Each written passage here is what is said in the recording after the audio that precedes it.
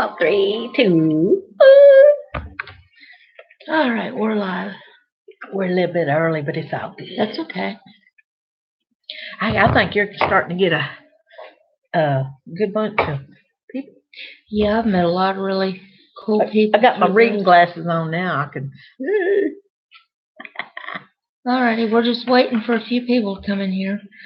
Okay, so what just you talk want about that until what you want to talk about? Should I sit back or do like this? I'm gonna. We got somebody in here. Hi, somebody. I bet that's Ranger. I see one. Is that you, Kentucky Ranger? My other half, y'all. I'm going to introduce you and just let you talk about the complications of grieving for somebody that was an abuser. Mm-hmm. Is that what you want to talk about? Yeah. I would call it complications of a domestic violence survivor. I don't know. What would you say? Because, see, that would be... Hi, Shirley. Hello. How are Shirley you? Villains. Hey, I've got her on Facebook. Uh-huh. How are you doing? It's good to see you here. We got 2 folks in here. Sorry about that. We're in Vegas, really. It's my reminder to take my blood pressure medicine because I forget. That just come up, that reminder. Yeah. It's the Daily Showers is in the room. Hello, how are you doing? Hi, Daily. The Daily Showers. Hi. I've got my sister-in-law, Carla Reeves, here. In the live stream, she helped me do 2 other live streams about grief, about trusting God through grief and different things that goes through along with grieving.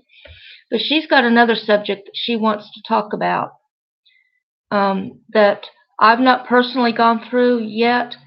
My husband passed away 3.5 years ago, and I've got exes that are still living. So I've not gone through what she's going through right now, but she wants to talk about a different kind of grief, over grieving the loss of somebody who is potentially, well, it could be an ex or not, but somebody that was an abuser. But I'm going to turn it over to her, and I'm going to take care of the chat, and I'll keep track of who's chatting. Gotcha. And I'm just going to let her talk about what happened recently and everything that she's going through, and her daughter. Hi, I'm Carla Reeves, Cherie's sister-in-law. Hey, and Kentucky Ranger's wife. Check his channel out, Kentucky Ranger, and my channel, Carla Reeves. Wanted to talk about grieving an ex, whether it's an ex-spouse or girlfriend, boyfriend situation, or domestic partner that's abusive in domestic violence, whether it's verbal abuse, whether it's battery. So I don't think this subject is really covered about, talking about domestic violence and the grief, especially when you have a child with that person, because there's a bond when you have a baby together, and then when the person passes away of natural causes or whatever the death is. And just wanted to talk a little bit about that because I haven't seen much on the web about talking about different aspects of grief, and we're covering different subjects of grief, and this is about grieving an ex-abuser. Some of the things that I was going through, I was shocked to see him in his condition. I went and saw him after he passed, but out of respect for the family, I didn't go in, but I took his biological daughter there to see him. Now, Kentucky Ranger, he adopted our daughter. Hi, Chess. Thinking of others. Hi, how are you? God bless y'all. We sure appreciate y'all being here. We're talking about domestic violence, and when that partner, husband, wife, or whoever that was abusive, even girlfriend, boyfriend, the grief things you go through. Well, my ex of 20 years, now him and I weren't married, but I considered him a spouse because we lived together. Well, he recently passed away last week, and talking about some of the feelings you might feel. Well, here's some of the feelings I've been feeling. I'm relieved, and it's like, how can I feel relieved? Because I'm a compassionate person, even though he was very abusive to myself and my daughter. Not Kentucky Ranger guys, okay? Because Kentucky Ranger is an awesome father to my daughter and us. He adopted her. Uh, I mean, just, and I broke down and cried when I went in to see his body, and I needed that closure by seeing him. And I think his brother was so compassionate. He knew I still had uh, compassion for Roy. I'm calling him Roy. That's not his actual name. But see, my book that I have written, Bruises from Within, it's coming out anytime. And the relief that I feel is because I don't have to worry about him popping out of the bushes, stalking me, harassing me, just the emotional and mental abuse. And I'm still in counseling, and my daughter is going through counseling also. She's seeing a counselor because she feels nothing. She's kind of numb, and I'm kind of numb, but at the same time, I'm feeling it's tragic that he's gone. I'm glad he got saved before he passed away, but at the same time, there's such a mixture of mixed emotions. There's a little bit of anger because my daughter needed more closure on some of the things. Why did he walk away from her? And why wouldn't he stay in her life? And she wanted closure, and I wanted closure for her. But at the same time, she wanted to ask him a lot of questions like, why did you leave us? Why did you treat my mother like you did? Why were you like you were? He was an alcoholic. He was very abusive. And he started out emotionally abusive, and then he got physical there at the last couple of years, and I had enough. And so there's a lot of emotions that you can be feeling with dealing with this kind of death. Believe me, there's not a lot of love lost because it wasn't that I still loved him. I cared about him because him and I had a bond with our daughter, and I was compassionate, but at the same time, it's like it's really complicated grief. Okay, I was reading what they were saying. I appreciate everybody coming to our live stream. Does anybody have any questions? Has anybody went through this kind of grief, whether your ex uh, that was an abusive person, um, have you ever had to grieve that person? Now, I dated a guy, and I was engaged to a guy. He died a couple of years ago, and that I he was the one that really got super physical fast with me, and he was very physical, and he loved to fight. I mean, loved to fight. He wasn't an alcoholic that I'm aware of, but he enjoyed and thrived off of fighting. And so when he died, I was really relieved. Of course, I knew he wasn't going to follow me back to my home state, Kentucky, and bother me because it was done. I shocked him in the way I did it.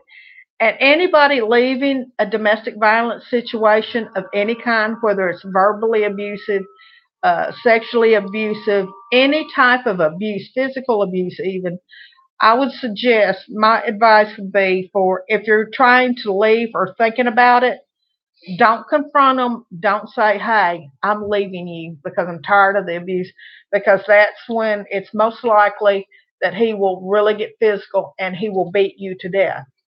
And just like if you're trying to leave and you're pregnant or something, Don't confront them. Wait till they go to work. And that's what I did. I waited till he went to work, and me and Kentucky Ranger, we left. Now, it's not Roy, but it was Robert, the other guy that we left from in Florida. And we didn't tell him. I wrote him a 12-page letter and stuck it on the back of the door, so when he came in, I was gone, Victoria was gone, and that was that. Because it's very traumatic to leave a situation like that, because you can feel all kinds of fear. Now, getting back to Roy, Victoria's dad, when I left him, I was all kinds of emotional. I was scared to death because he had groomed me and brainwashed me to have so much fear. I was terrified. And even after I left, I doubted myself. Did I do the right thing? I busted our family up. And when I was staying at the domestic violence shelter in Florida, my counselor said to me, Carla, what kind of relationship and what kind of family did you have whether he was abusing you? Really? Was it this Rockwell painting, happily ever after? Let's dissect that of uh, how good of a family did you really have? He loved you so much, he laid hands on you. That's not love. That is not love. And so she shocked me into reality. Like, I really didn't have what I thought I had. I didn't have what I was picturing in my head, the little fantasy of happily ever after and all that. I didn't have that at all. He would do what he wanted. He would work on the race car, and I would be at home, no car, no driver's license.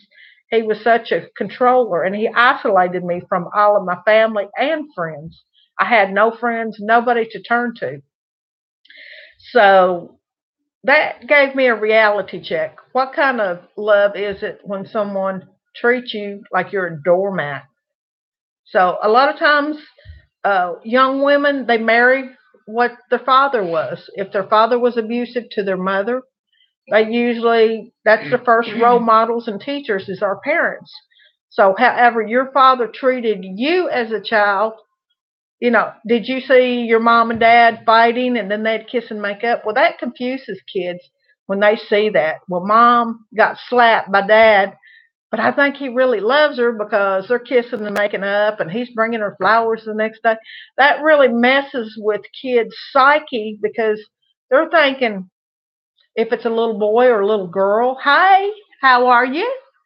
Cece and Still. I'm glad Hi, you're here. glad you're here. We're talking about domestic violence and getting out of domestic violence and the grief when that person dies, whether you're currently married to them or divorced or they're your ex, and the feelings you feel.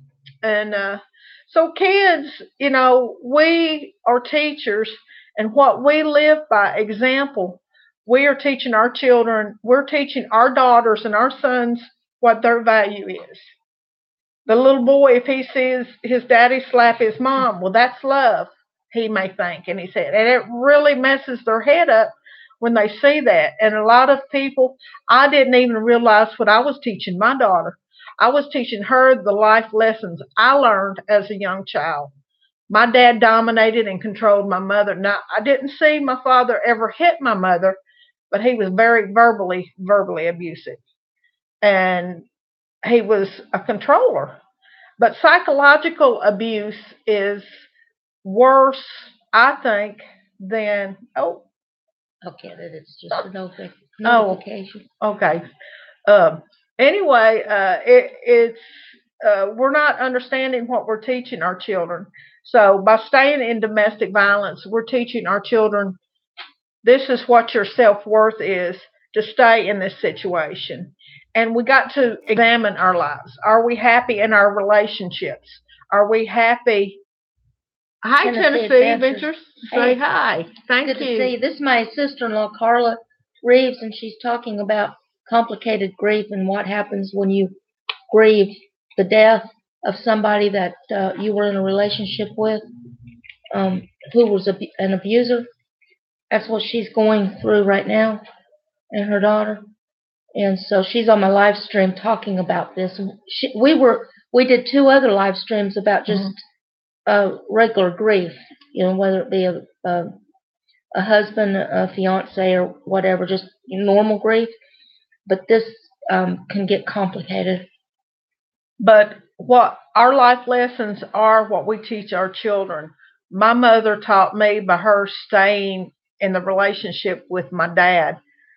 It showed me, I was only good as the husband I had or what have you. But at the same time, going back to the 60s, it's also cultural too, because we were brought up till death do you part. You stay in a marriage regardless. I mean, you take the knockdowns and dragouts, you take it.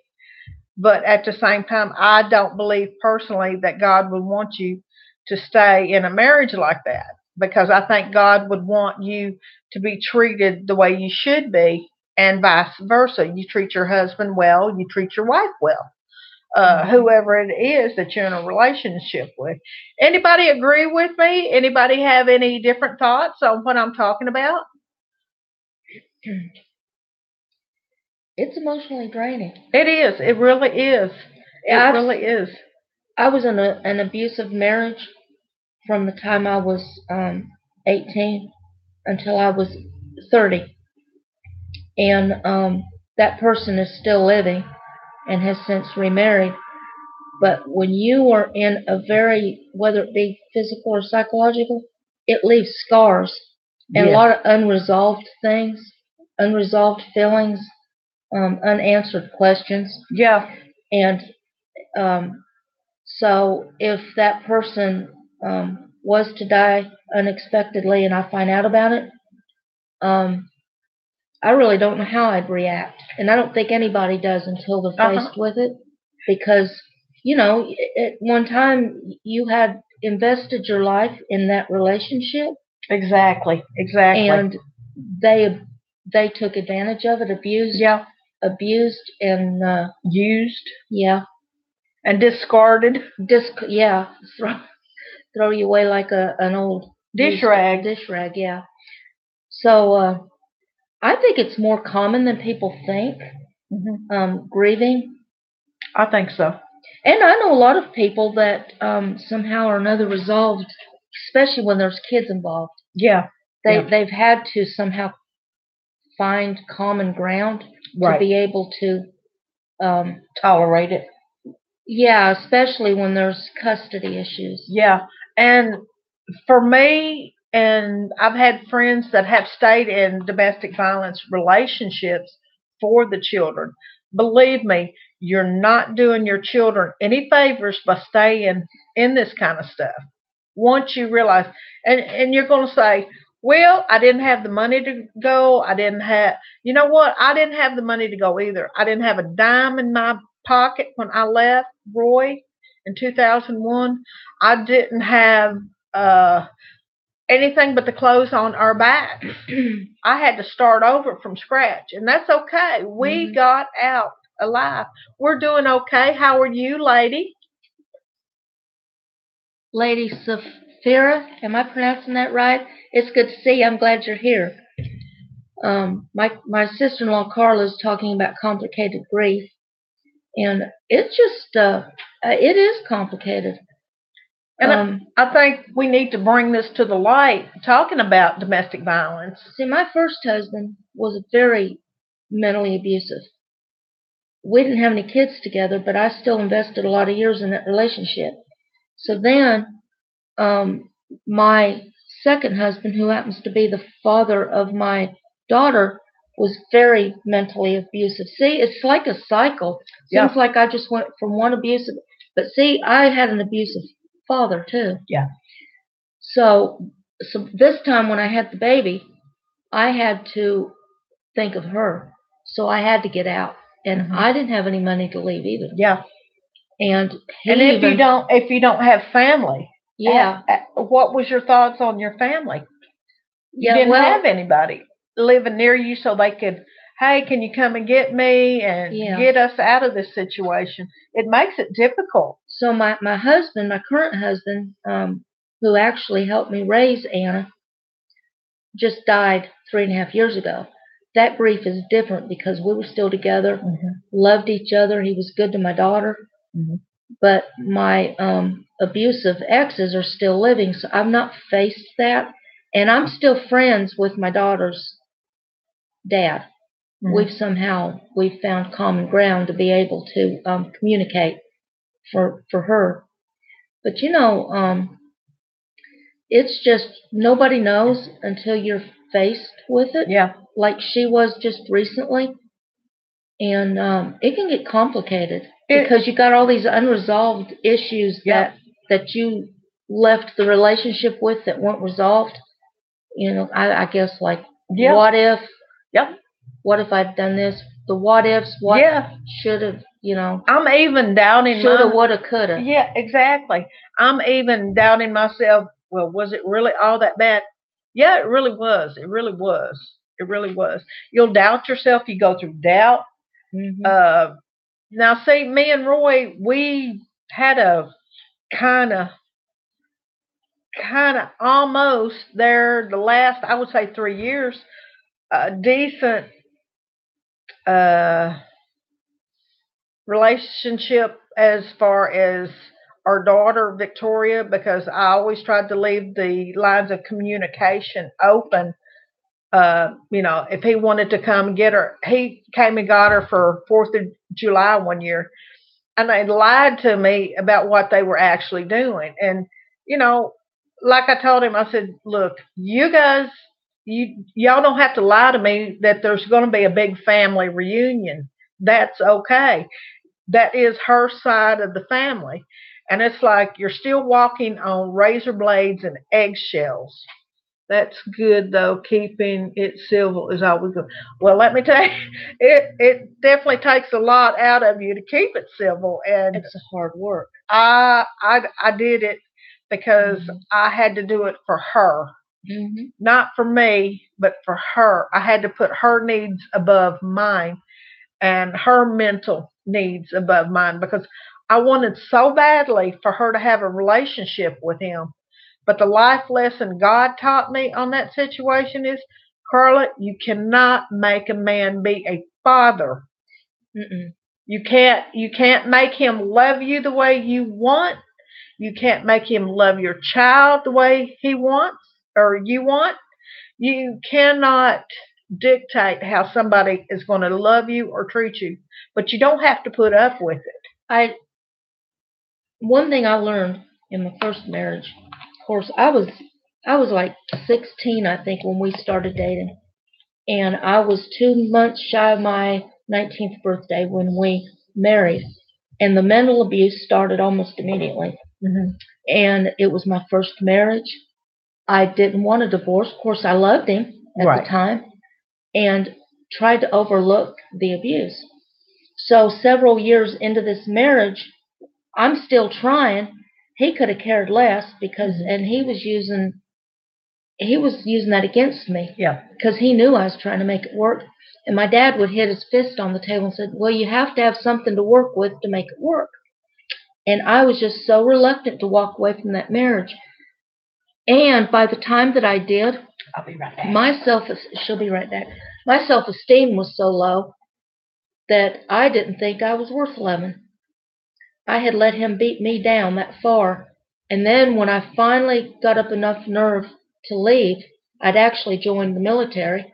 And then he realized that I didn't need him because he made me believe that I couldn't make it without him. Yep. And that's what an abuser will do. So then he turns around and he starts spreading rumors and lies about me. So it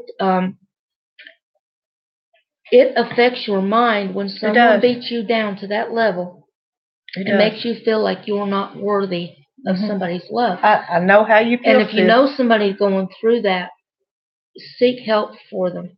Be there for them and let them know that they are worth it. They're worth loving. They're not worthless. It's that person.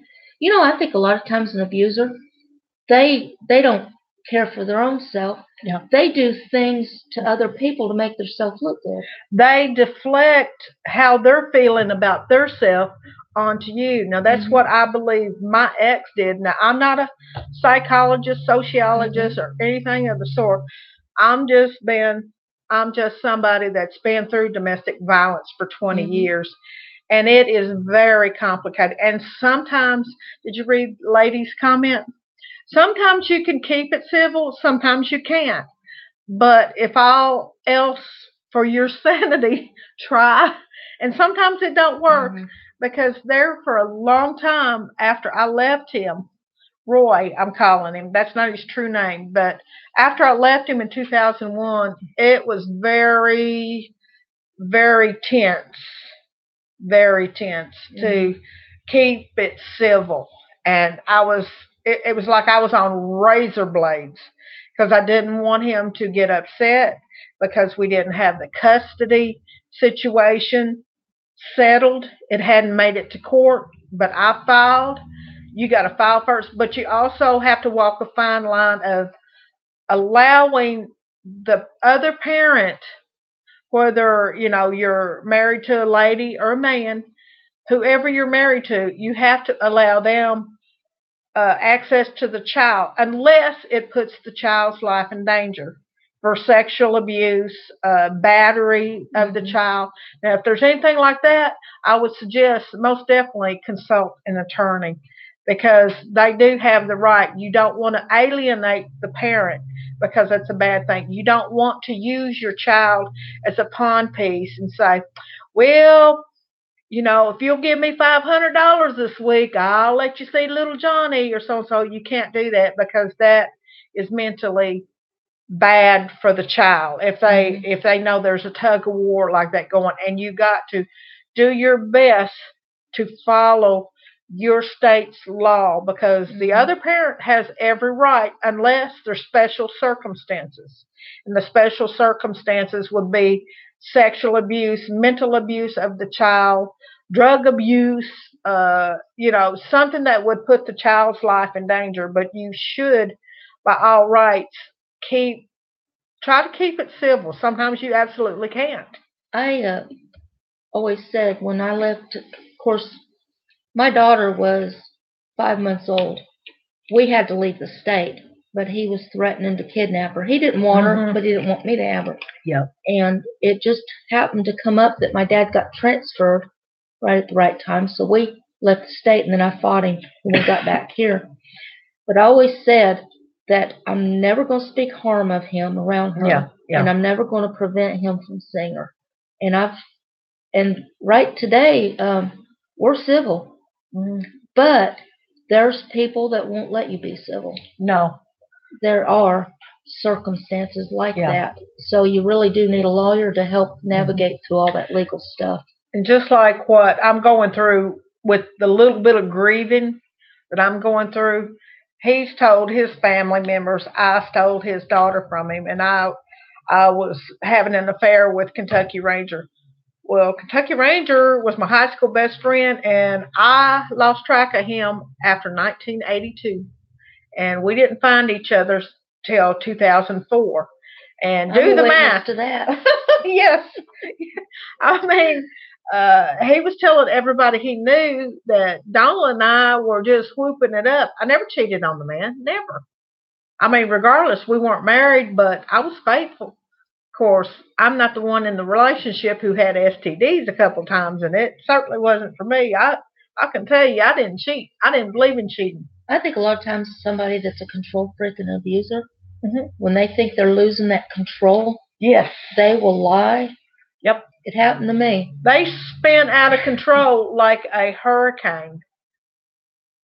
Some men are just, and some women too. Okay, because let's be fair, because there's good men out there and good women out there, but at the same time, sometimes the other person can be so deceitful. So there's good men out there. Trust me, I found one. Kentucky Ranger's a good one.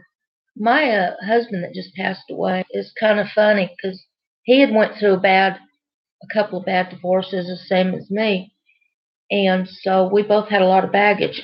We come into the marriage. Pack them bags, honey. And when you first, any relationship is not easy, and when you're learning to get used to each other and your little idiosyncrasies and little pet peeves and all this stuff. Well, when we first got married, I had to realize that he wasn't my abusive spouse, and he had to realize that I wasn't like his ex. Yeah. And when we figured that out, Yep. we made it work because we loved each other. Yep. And I wasn't abusive to him, and we Yep. respected each other. But it's tough when It you have been truly abused, is. Yep. whether it be a man or a woman. Because my husband stayed in a really abusive. He became a workaholic just to try to stay away because he didn't want to leave because of his daughter. He Right. wanted to get her raised up.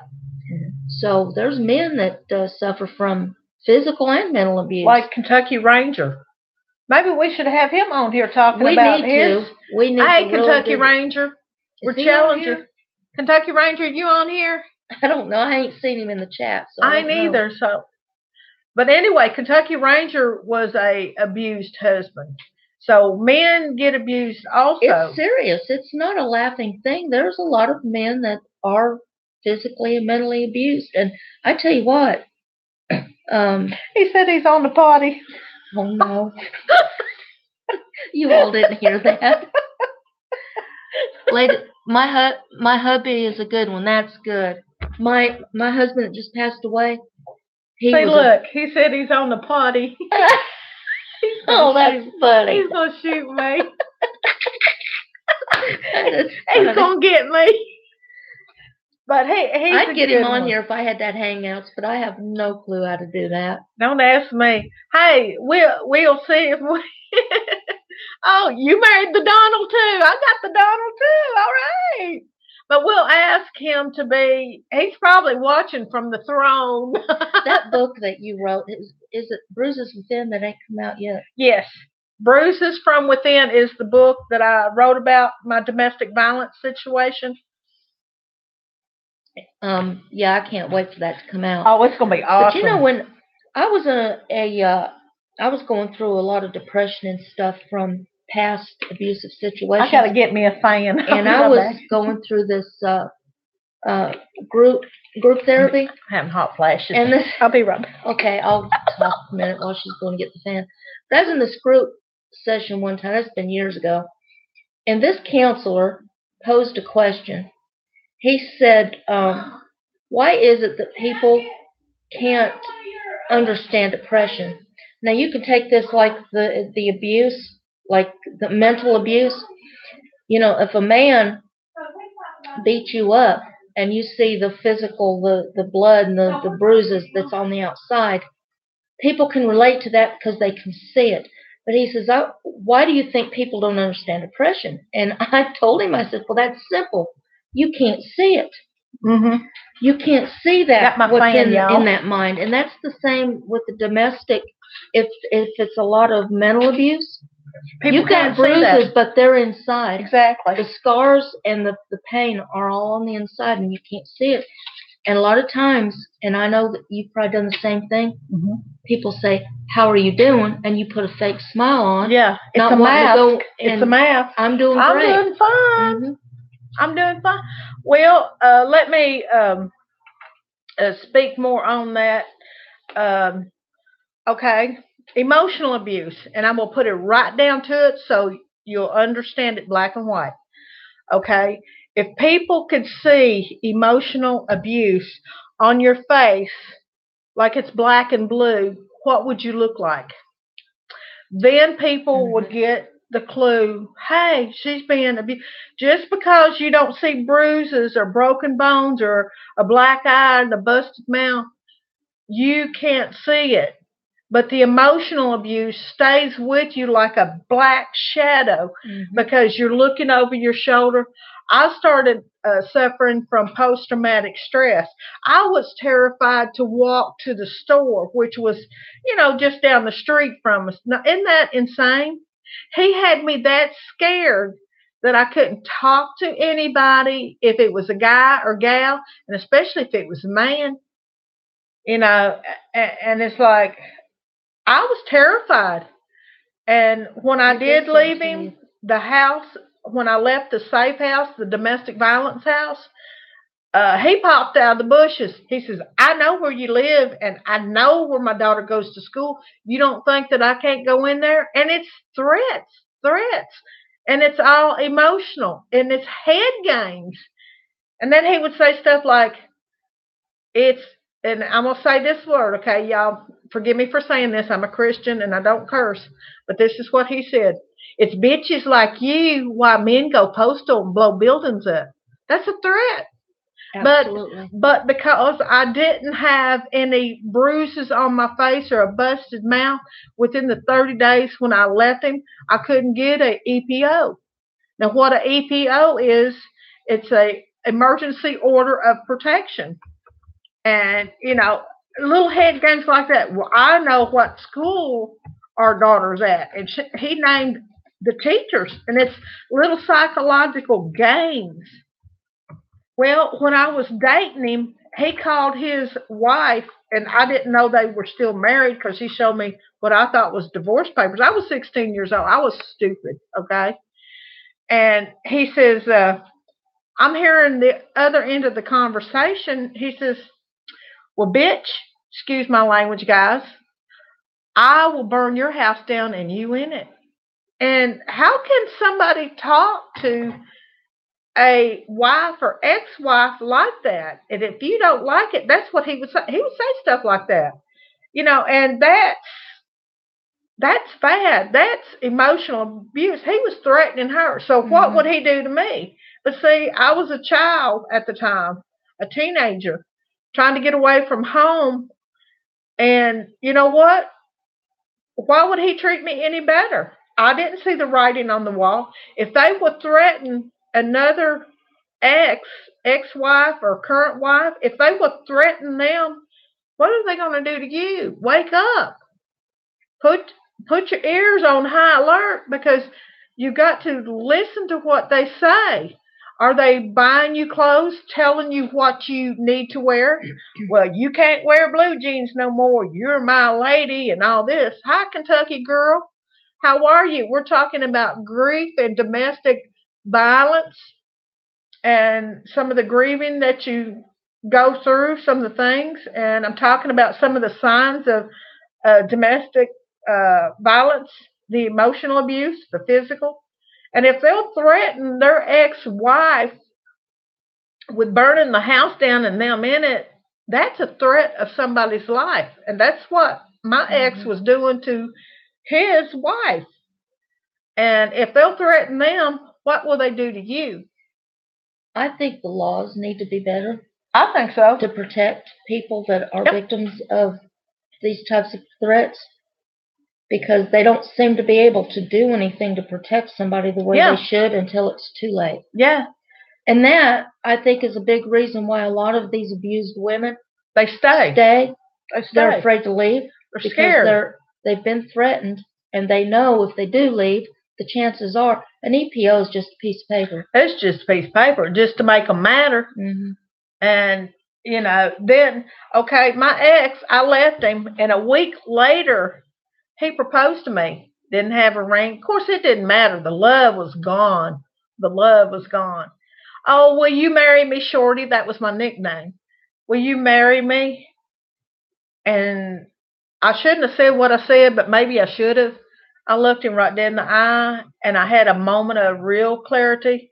I said, Roy, what is behind you getting down on one knee? And Toys R Us, of all places, we were doing the Christmas shopping.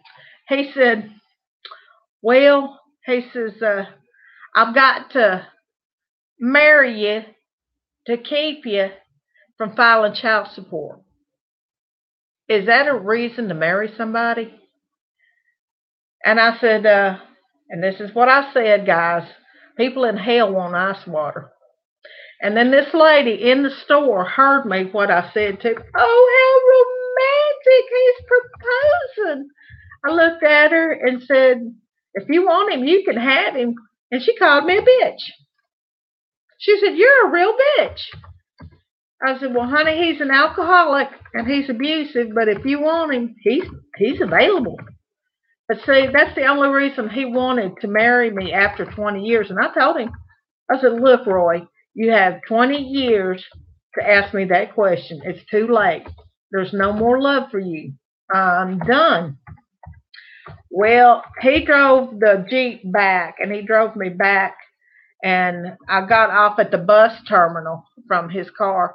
but he drove like he was a psycho. He knew he was scaring the fire out of me. Mhm. And I said, Lord Jesus, I am so sorry. But when we went to the mall to pick out our daughter some Christmas presents, my daughter says, Daddy, can I get Mommy a little something? Can I pick her something out? And we were in a KB Toys, not KB Toy Store, but Toys R Us toy store. So, all they have is basically toys. And that's cool that my daughter was thinking of me. And she was like 8 years old. He says, the bitch don't deserve anything. I'm sorry. Sorry for the foul language, guys. I really apologize. But, and It helps for people to understand the depth of the pain. Yeah, yeah.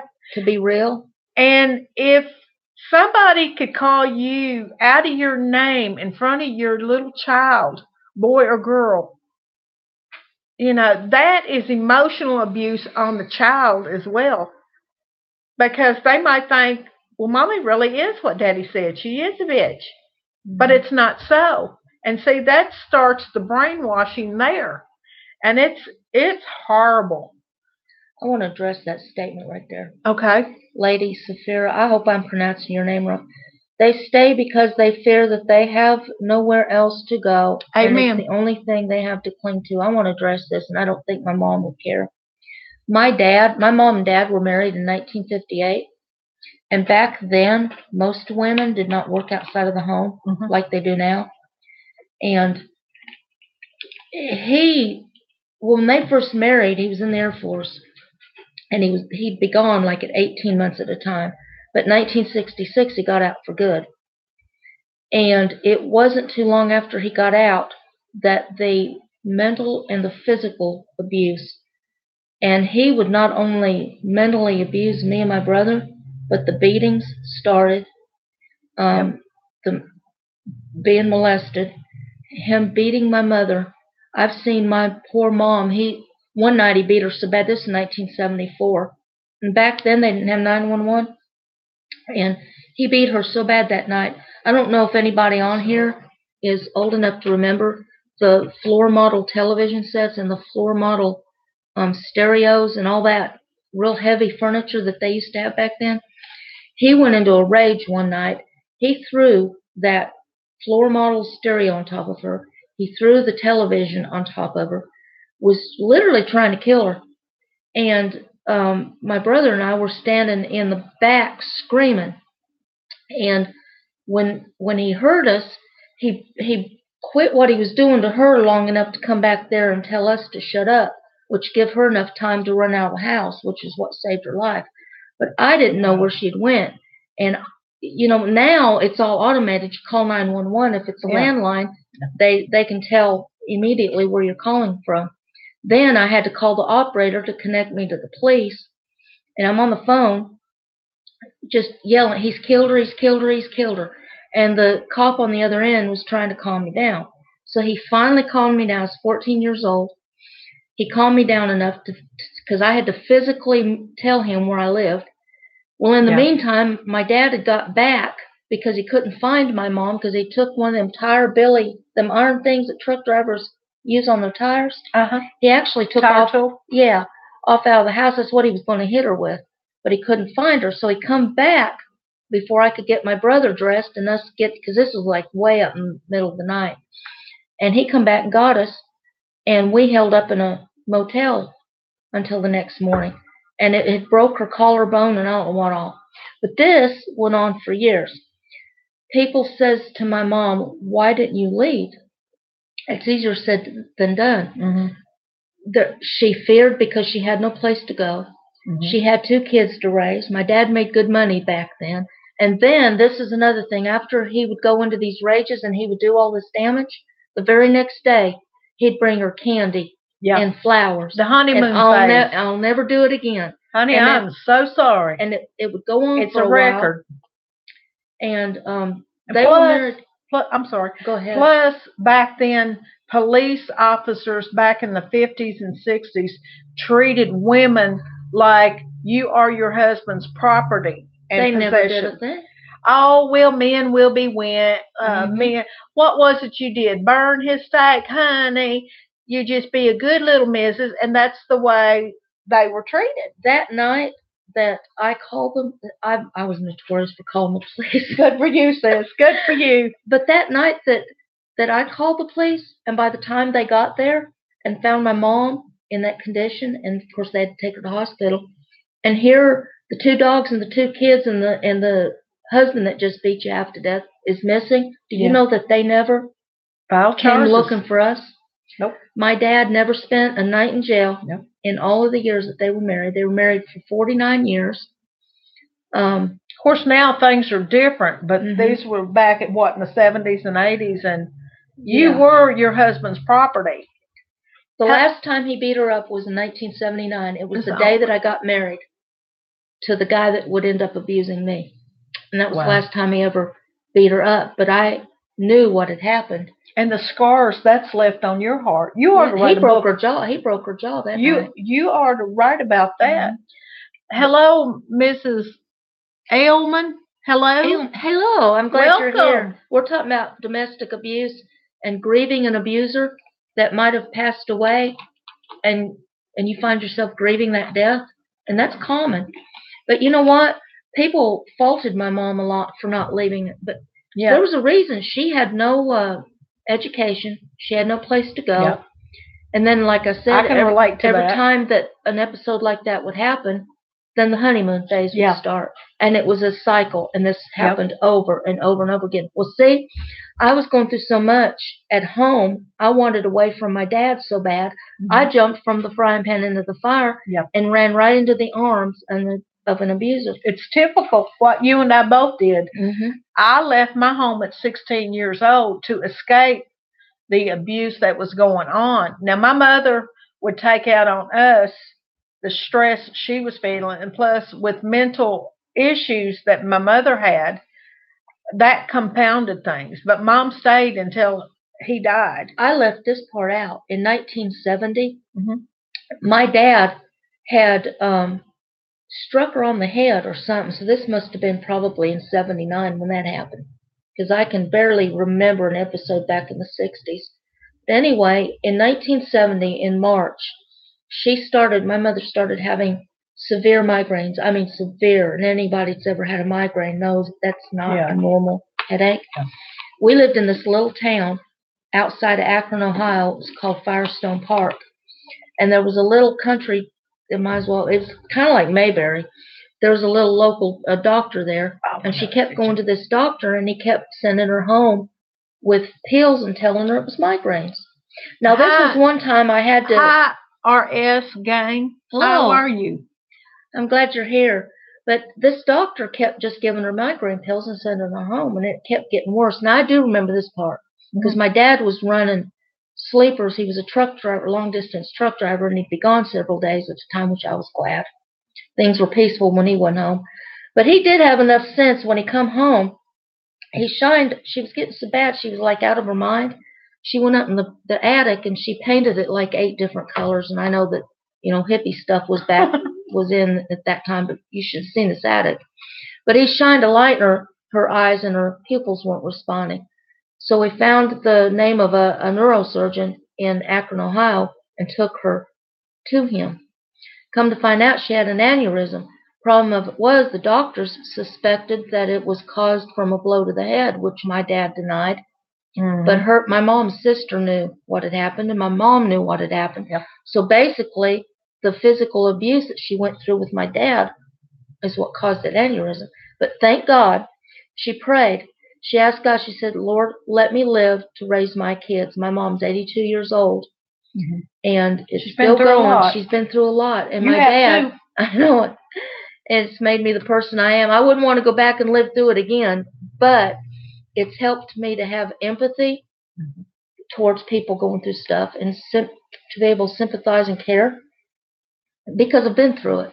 Exactly. But my dad and I forgave him a long time ago, and I was his bass player for years.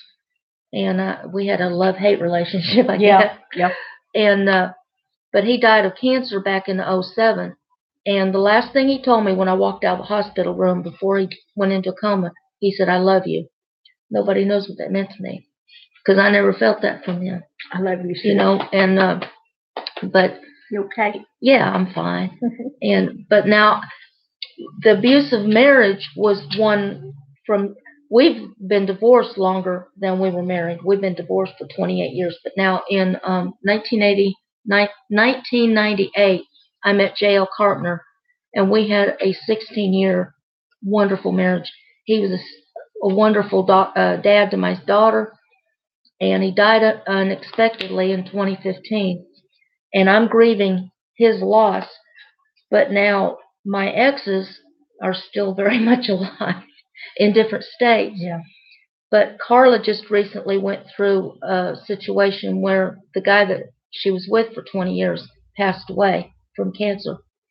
And there is a lot of complications with that. When you feel yourself grieving the loss of somebody that was abusive to you, and that happens more than you think.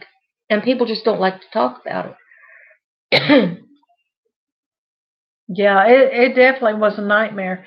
And you know, getting through the emotional abuse, it stays with you a long time. I still have flashbacks when I see people wearing the same color uniform that my ex. I start to panic. I have panic attacks. I can be in Walmart's and I'll see somebody wearing the same. Okay, seeing someone wear the same type of uniform he wore. He was a master machinist. He built racing engines. Hi, RS gang. Welcome. Welcome, everybody. We appreciate everybody coming here. And the emotional abuse, it goes a long ways. And my advice would be to get into therapy of any kind of abuse, whether it be sexual, physical, financial, or all the above. Get into counseling because it is a hard thing to get over and get into a better relationship. I would also say don't get into a relationship until after a couple of years because you need that healing. And I went back into the frying pan, so to speak, because I got into another abusive relationship right after, and it was a rebound, what you call a rebound. And I did it out of necessity because I didn't have enough credit to get a decent place. I got on Medicaid. I got on food stamps to feed my daughter. And anybody that judges me, I'll look them straight in the eye and say, well, when you walk a mile in my moccasins, then you can judge me. And I did what was right for my daughter. That's why I don't judge anybody. Oh, there's another food stamp queen. No, because I look at it like this. They're feeding their children, whether it's a man getting food stamps. We don't know what their situation is. And the world needs to have more compassion for people. Because we had a lady come into the domestic violence shelter. She was a real nice lady. She was very wealthy.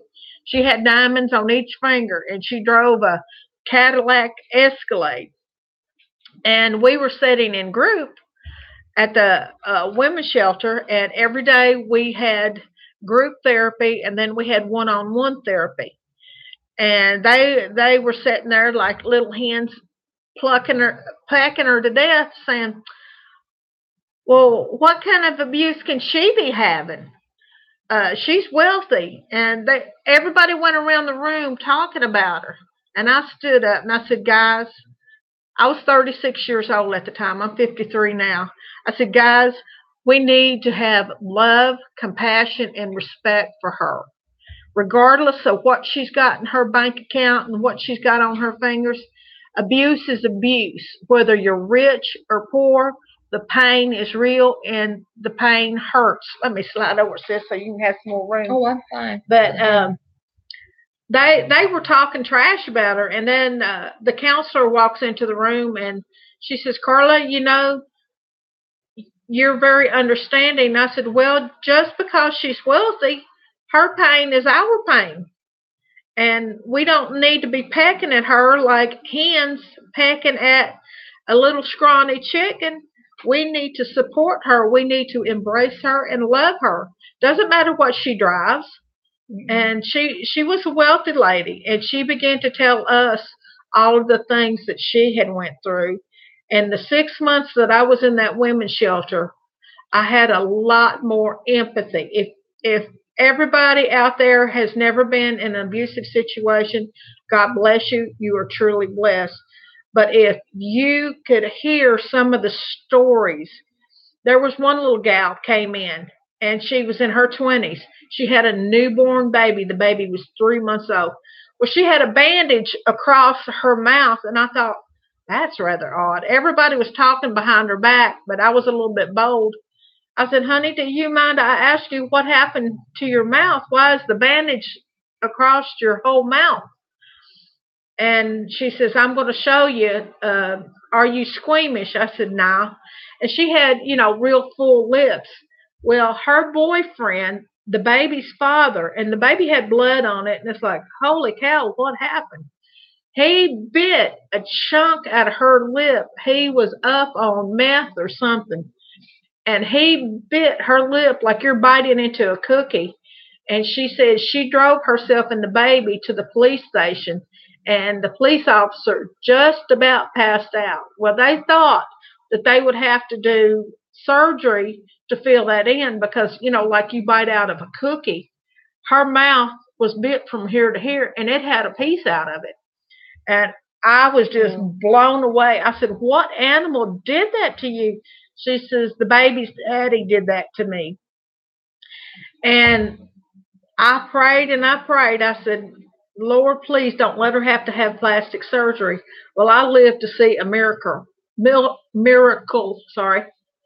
Her lip filled back in. All I can say, it honest to God, was a miracle.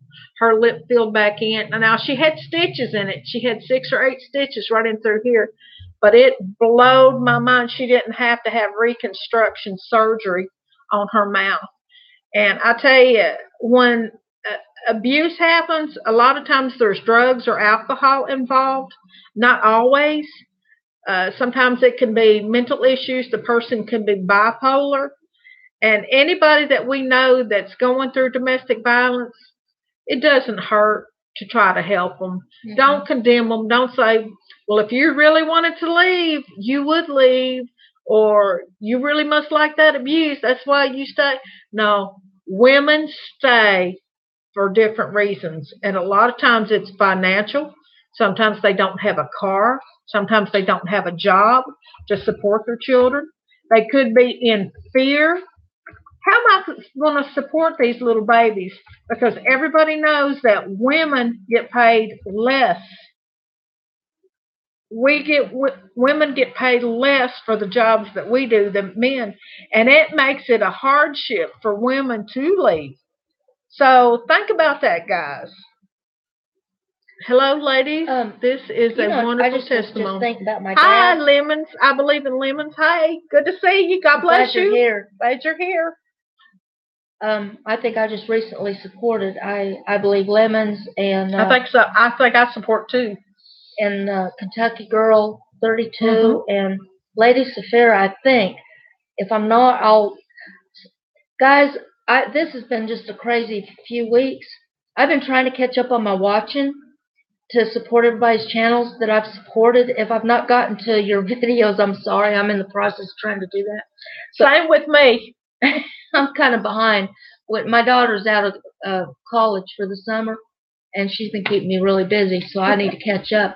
But if you all weren't here a few minutes ago and I was talking about my abusive dad, and something just come to my mind that I hadn't thought about. Sorry, baby. So I don't know about your ex's, how he grew up.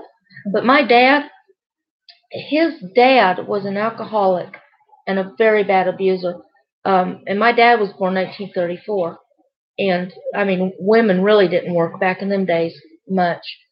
And my grandmother would tell me stories about, and she had scars. She still had scars on her from the beatings that she had to put up with. And she said she can remember darting out the door with my dad and him just a baby and having to hide in the chicken house all night to get away from him. It goes from generation to generation. And what the son sees the father does, sometimes, not always, the son will do the same thing. And so you've got the chain. Mm-hmm. Sorry, I didn't mean to interrupt you. No, that's fine. Thank God I broke that, and my brother, Kentucky Ranger, he's not an abuser. But so many people, they grow up, they saw that all their life and growing up, and they think that they have to do that to solve issues. Yeah. You know, you're not doing something that you're doing something that I don't like, so, you know, I'm just going to beat your brains in. Exactly. To solve an issue. Exactly. And the thing of it is, just don't let anybody tell you or make you feel that you're not worth respect or worthy of being loved. That ain't true. And, you know, we have a lot of programs now that we didn't have 50, 60, 80 years ago. But the problem of it is the laws are still vague on protecting these women that leave domestic violence situations. You know, and a lot of times nothing's done until it's too late. Of course, you know, the guy's on trial for murder. Well, what good's that going to do that woman? My husband that just passed away sat on a jury of a guy that had murdered his wife. She begged the courts to do something, and they told her that they couldn't do anything because he had broke no laws at that time. We've got to change. We've got to change the laws and strengthen the laws. Yeah. I'm not talking about boycotting and picketing and, you know, doing violence or anything. We've got to handle this and stand up for one another. Stand up for each other, ladies. Make each other strong. Empower yourself. And empower men, too, because there's young men and men that get battered, too. They are. But don't read what thinking of others said. I have been quiet because you both are doing good to help people here. Thank you, thinking of others. I appreciate that.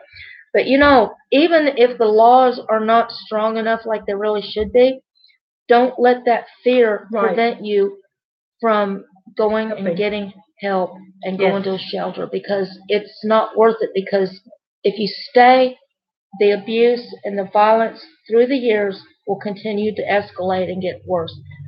A person that's like that, very few of them change. Yeah. And usually, the longer you stay with them, it escalates. It gets worse. Well, just like my ex, I'm calling him Roy. Lady Sapphira, I hope you will subscribe to my channel, because I've got a book coming out, Bruises from Within, and you and I can do some more talking about this subject. I'm going to have the link to her channel in the description. Can you do that while you're live? I've never tried that before.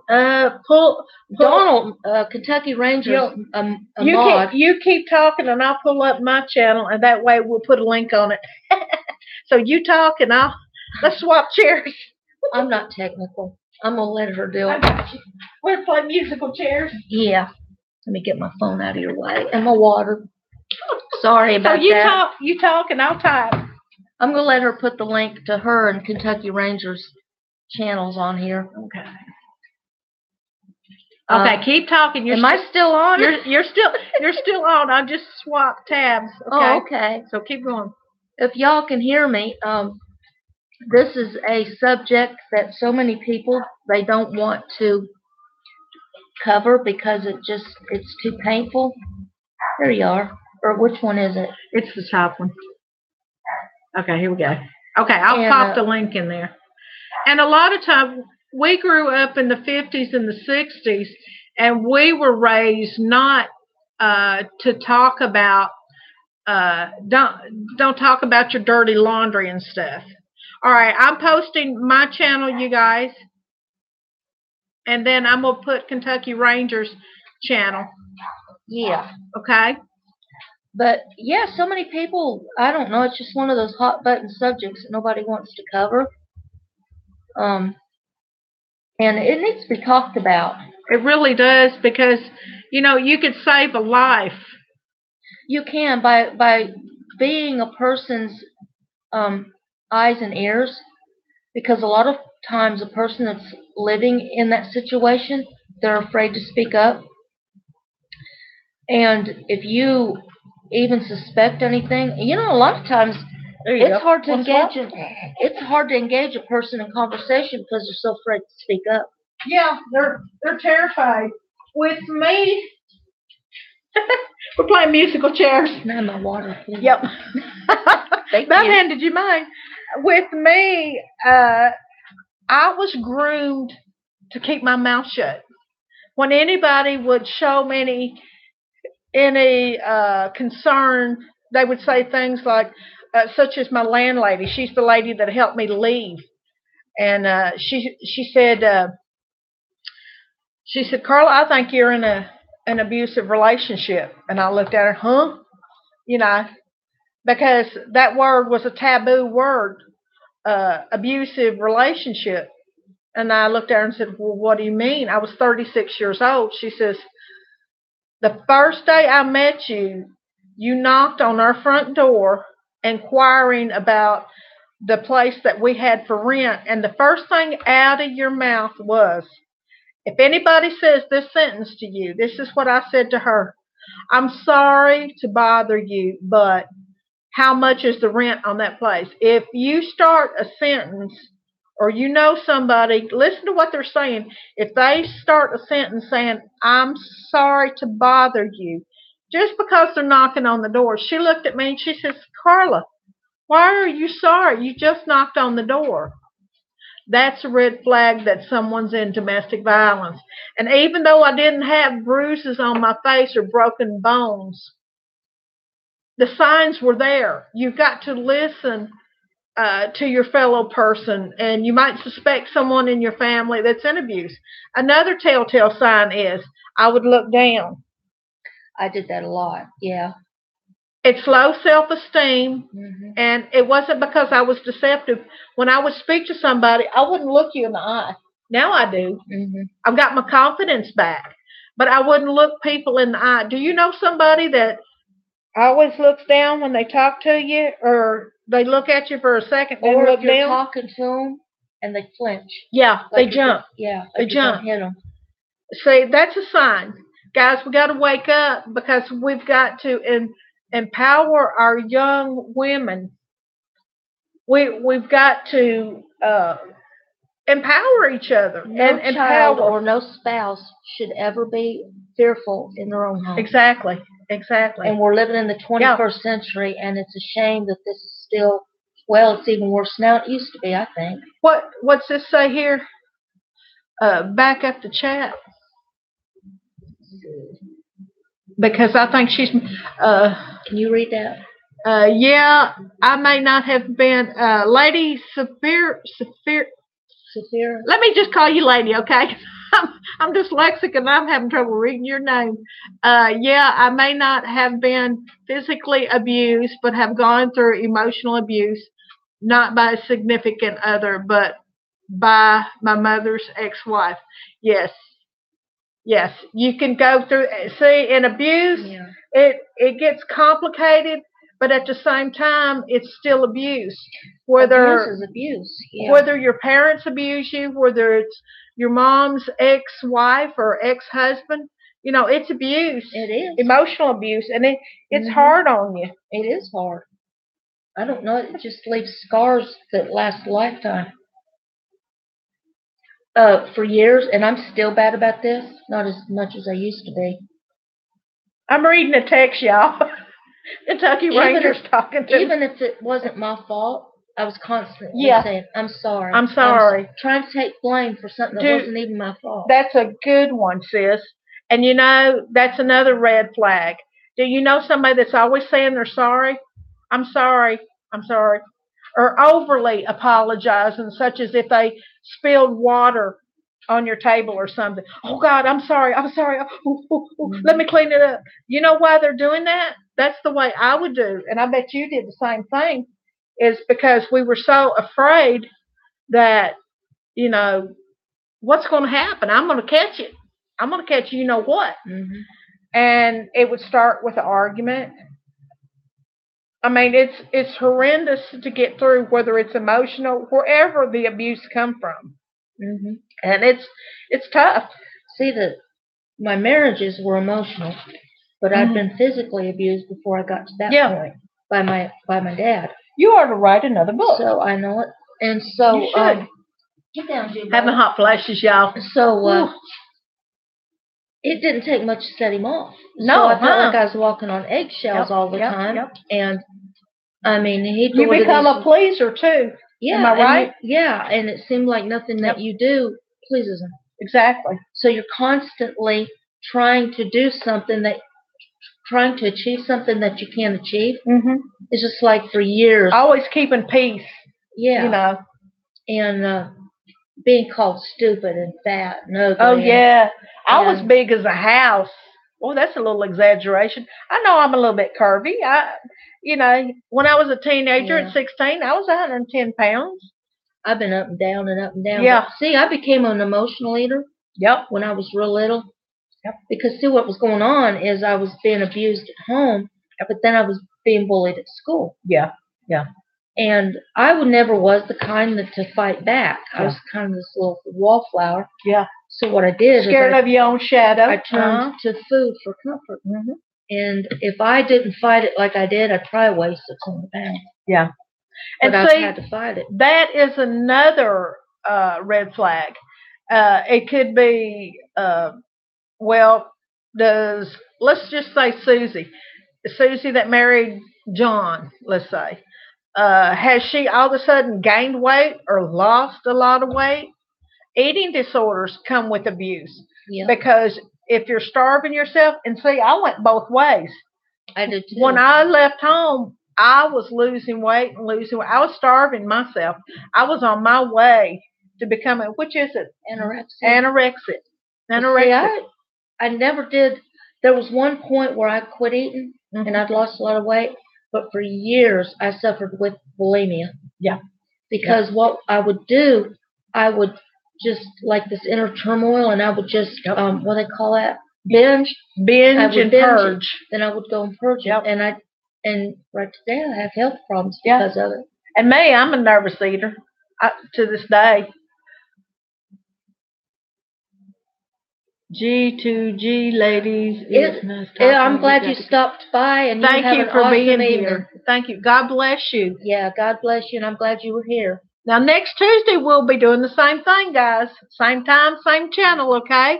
7 o'clock. What we'll get into. We'll just start making this our Tuesday night live stream. Tuesdays with sisters. Yeah.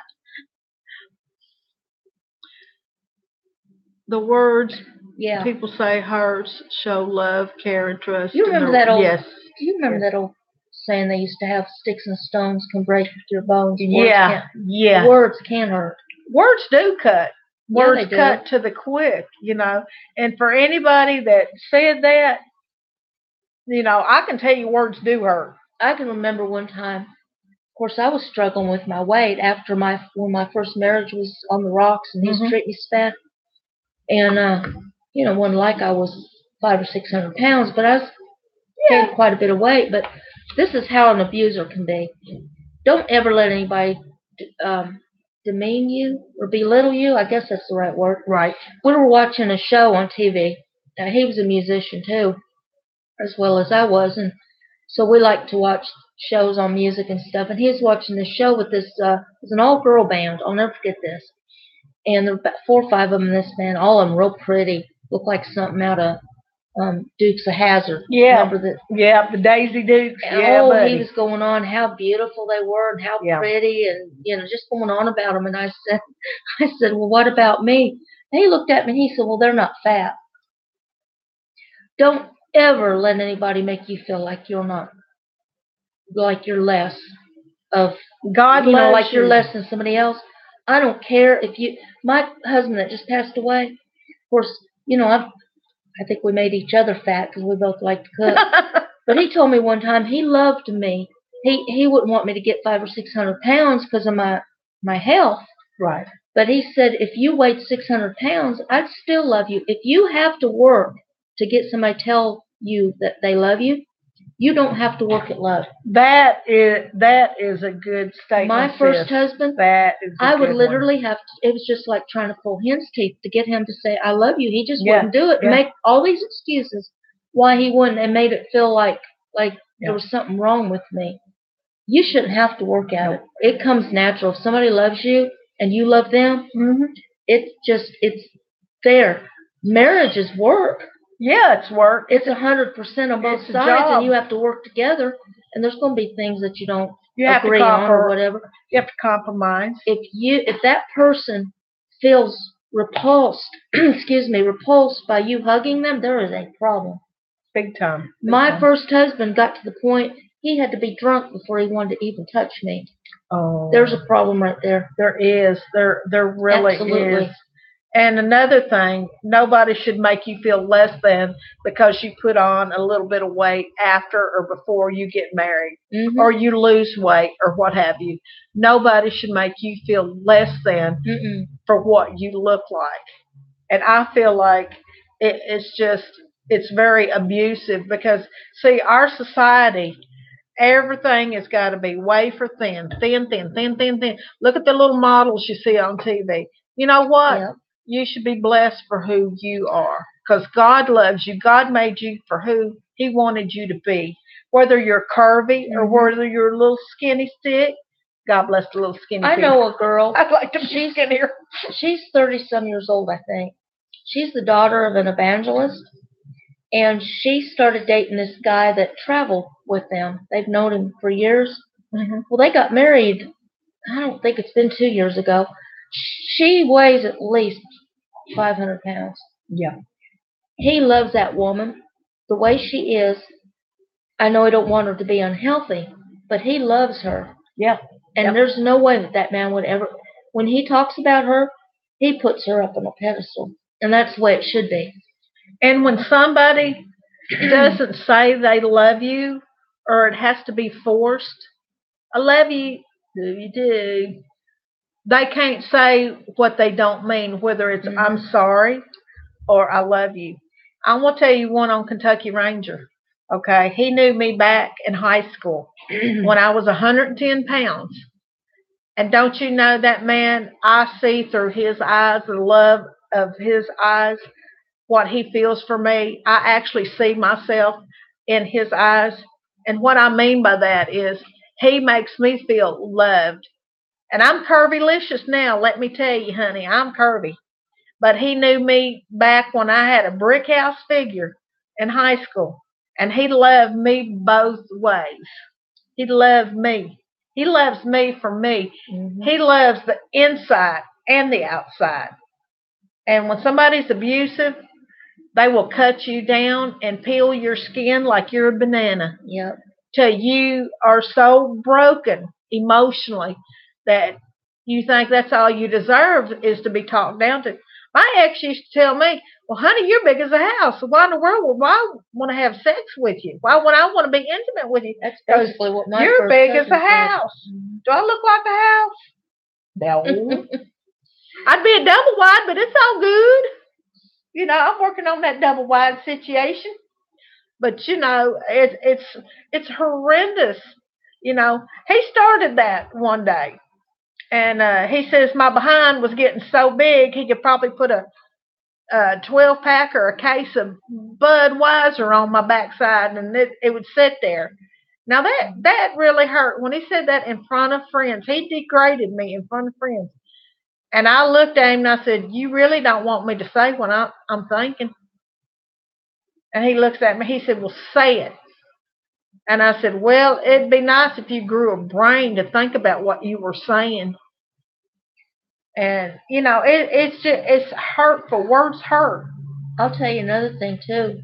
When you first strike up a relationship with somebody and you don't know them yet, they are as good as gold. Honey, they got on their church clothes, their church mouth. That's why they don't curse in front of you. They're on their best behavior. Don't rush into a relationship. If you know a young person that's got a relationship, try to talk them out of like rushing into anything. Because that's what I've told my daughter. That real person shows up after you either get married or you've been in the relationship a while. Because, and there's abusive dating relationships. Because they can't keep up that charade. They can't keep that charade up No, it'll come of out being eventually. Mr. Nice. Just like the cycle of abuse. Oh, baby, I'm so sorry. After they've done busted your lip or just hurt you so bad, and you tell them, look, that hurts me what you're saying to me. Oh, baby, I'm sorry. And here's your chocolates and your candy, all the little goodies you like. Mm-hmm. And it starts over. That wheel just keeps turning because they can only stay good. I would mark on the calendar.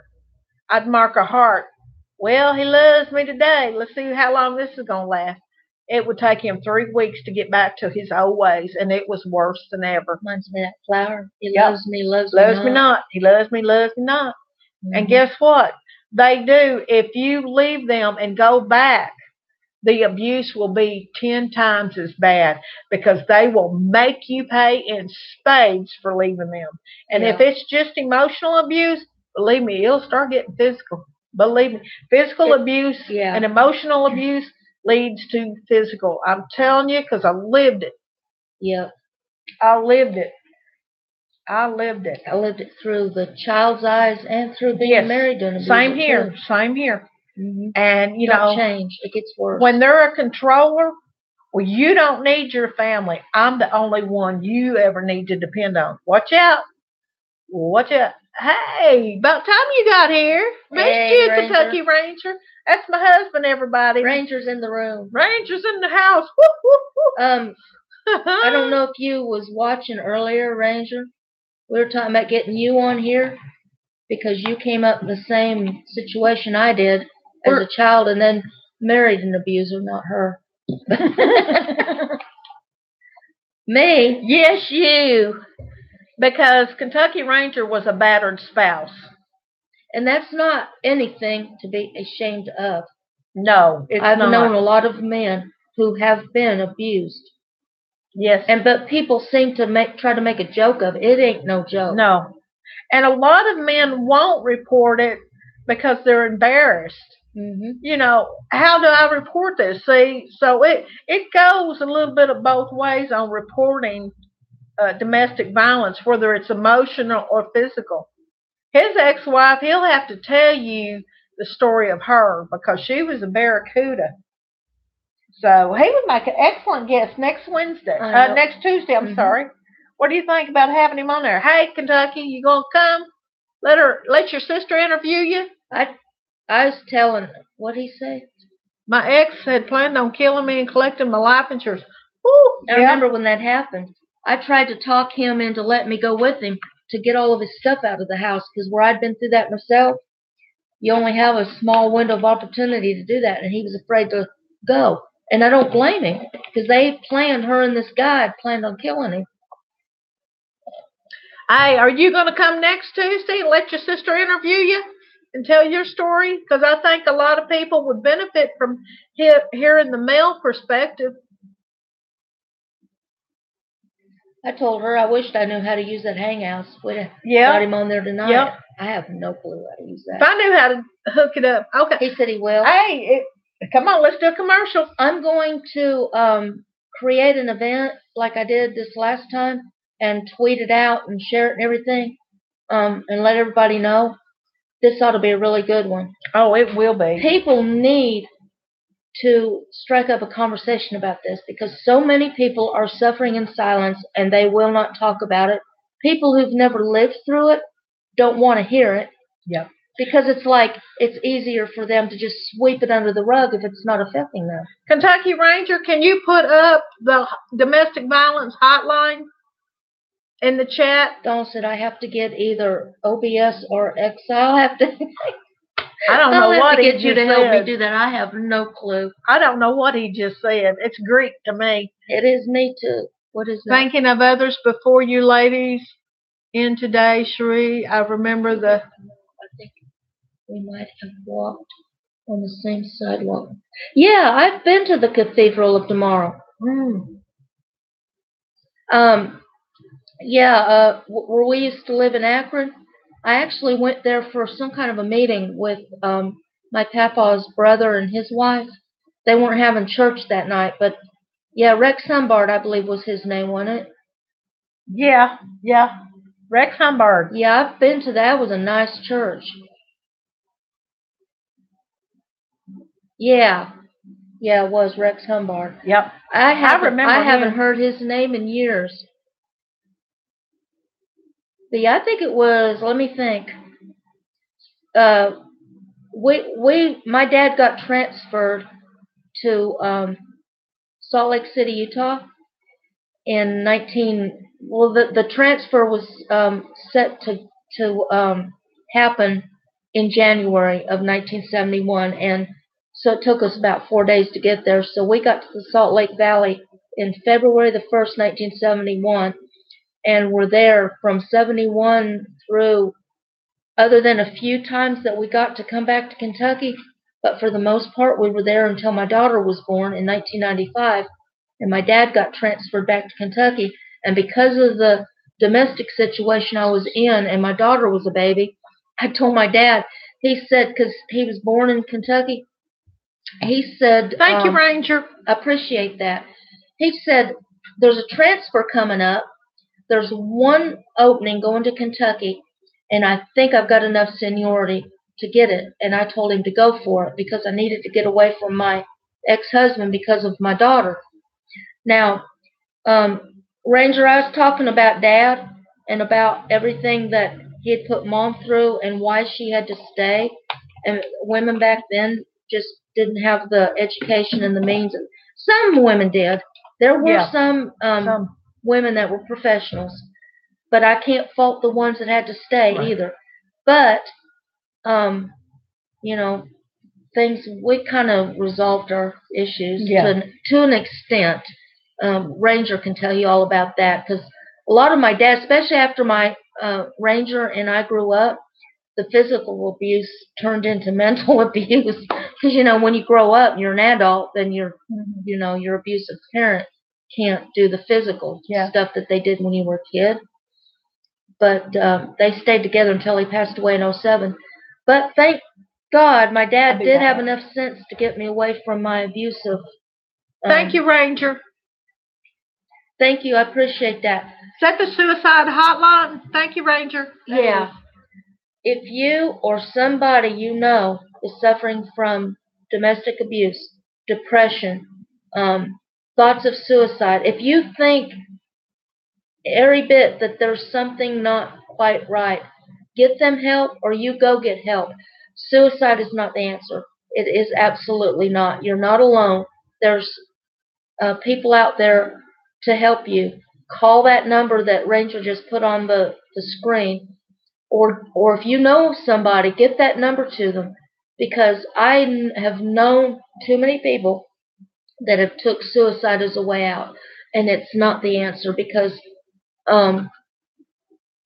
what they don't understand, and see, I've been there.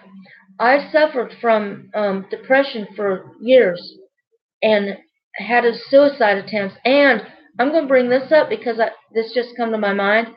Ranger just happened to come over to my house one night when I was going through such a bad situation with my first husband. If Donald hadn't shown up with my grandmother when he did, I wouldn't be here sitting here talking to you today. I was so distressed, didn't think there was any answers, didn't see any way out, didn't see any hope, and tried to commit suicide. I had a bottle of very high-powered prescription pills that in my cupboard, and Ranger can tell you I took them all. My first husband didn't even have enough sense to realize what was going on, and my brother, Kentucky Ranger, kept his cool enough that they got me help and got me to the hospital, where I spent the next 3 days. Suicide is not the answer, because what you're doing is you're destroying the lives of your family or your friends who care about you when you do that. And it's final. There's no way back from it. And I thank God that they were able to get me to the hospital when they did, and I lived to tell about it. Was that the last attempt? No. I just thank God that I had several attempts before I finally got out of that cycle of trying to kill myself. And I wish somebody at the time, because thank God I had my brother and my mom and well, even my dad at the time. But I should have been able to have gotten help, but I didn't know. I didn't feel like that there was anywhere to go, and I still stayed in that abusive marriage for several more years after that. And just get help. Suicide's never the answer. It's never the answer. And I've had to be at funerals of people that have committed suicide, and to see the anguish of the children and the spouses or the parents crying over the casket of that person and thinking, what did I miss? What could I have done differently? And the pain and the anguish, and hearing a parent wailing and crying over the casket of a child that has committed suicide is bone chilling, and it should never be. There's help. There's help out there. There's people that you're never alone. Don't think you're alone. I don't care, if you feel like you are, there's people out there that can help you. So don't ever use that as a last resort, because I've been there and I know what a lonely place that can be. That depression and the feeling of worthlessness. I know what that feels like, and I thank God that I finally did break away, and completely broke away from a lot of the abuse, and met my husband that just passed away.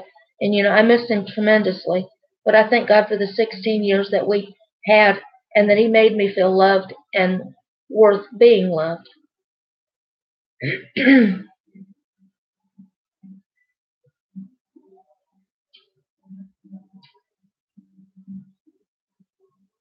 Carla needs to get back in here. I don't know where she went.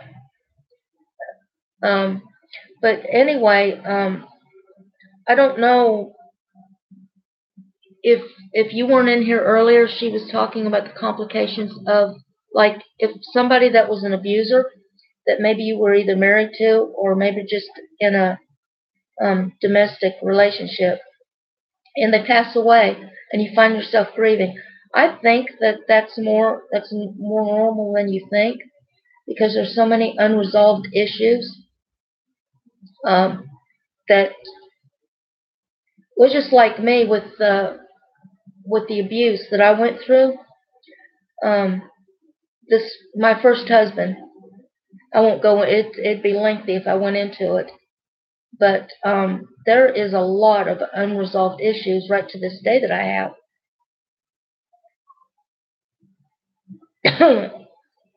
Yeah, ask for help. Please ask for help. Get on the phone. Kentucky Ranger put the suicide hotline up. Just ask for help. I've seen this too many times, and of people that didn't get to somebody in time, and it's beyond sad. It's just heart-wrenching to know that something could have been done and it wasn't. That something could have been prevented. But this is another thing too.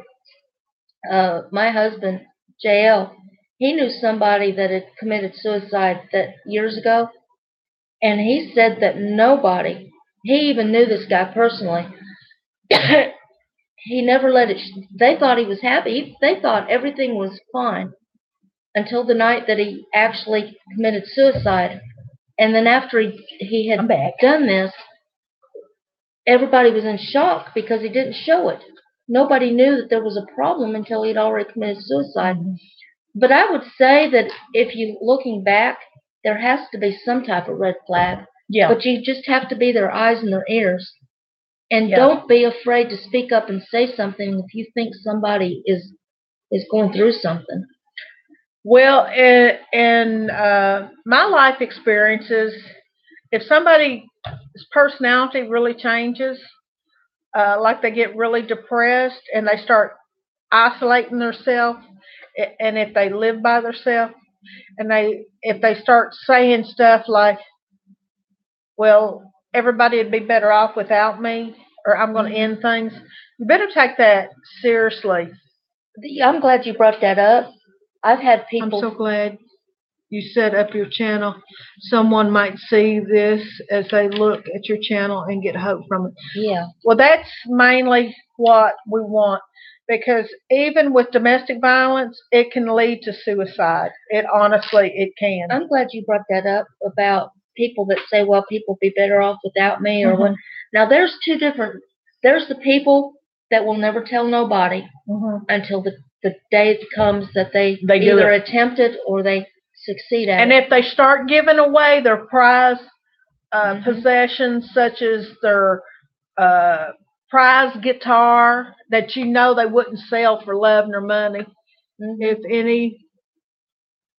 any person starts to give away everything they own, yes, and especially their prized possession, like if they have a Fender guitar, and this is just metaphorically speaking, if they start giving away stuff, that's a big red flag. Yeah. Let alone if they start voicing it, or if they start conversation and start talking a little bit odd, like, this will be the last time you see me. Better take note of it because it's serious. I had a friend.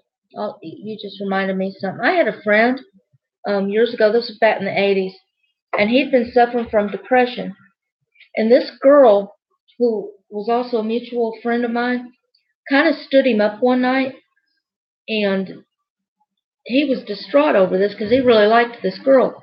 Well, I was at the house, and I didn't have a car because my husband worked graveyard shift.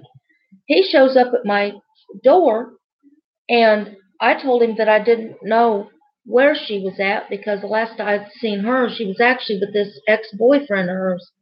Of course, I didn't want to tell him, that they were at her place together. But anyway, he looked at me and he said, "This is the last time that you'll see me." Oh, not good. I was distraught.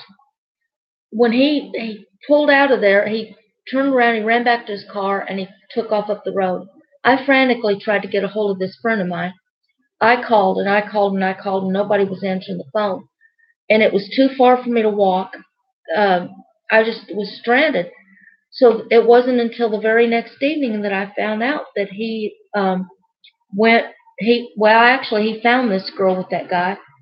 Oh, not good. She tried to chase, he left there distraught. By this time he was pretty distraught. He went up in the mountains that night and asphyxiated himself. Oh, gracious. So when somebody says that this is the last time that you'll see me, take it serious. And they're not trying to be a drama person. They may seriously be suffering from something that they haven't even talked about. Or they get, the reason they get really happy is because they resolve to do it. Yeah. I agree. And the feeling of euphoria. Yeah, that's a truth. Did you tell about what happened to you a long time ago where you wanted to end your life? Yeah, I did. Oh, and if it hadn't been for Donald, I wouldn't be here. Yeah. And so when somebody calls you and say that they're desperate and they're unhappy and they're going to end it all, please take it seriously. I call the police. I've had to do that on my twin sister. She was to the verge of suicide, and Donald and I were going past her house, and there were police cars all over the place. And I thought, oh, Lord Jesus, something has happened. I just had a feeling something bad was going on.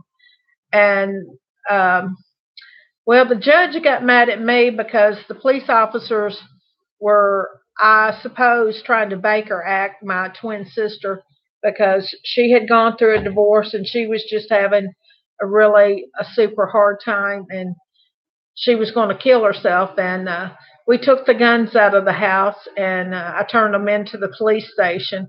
But the judge was mad at me because we interfered, and I told him, I said, I'm really sorry. I think the judge wanted to have me put in jail because we interfered, but we had no earthly idea what was going on. We just saw my sister with 3 police cars at her house, and we thought there was an emergency. I don't know why it's buffering. Is it still buffering? Anyway, we just we had a hard time with that. Is it still buffering? No. and we didn't know what was going on. Um, so we figured there was some type of emergency, and I was speaking to the judge on the phone that was going to put my sister in the mental hospital. He says, "Well, you better swear to me that you're taking her to St. Clair's Hospital." And I said, "Well, sir, I promise you I will."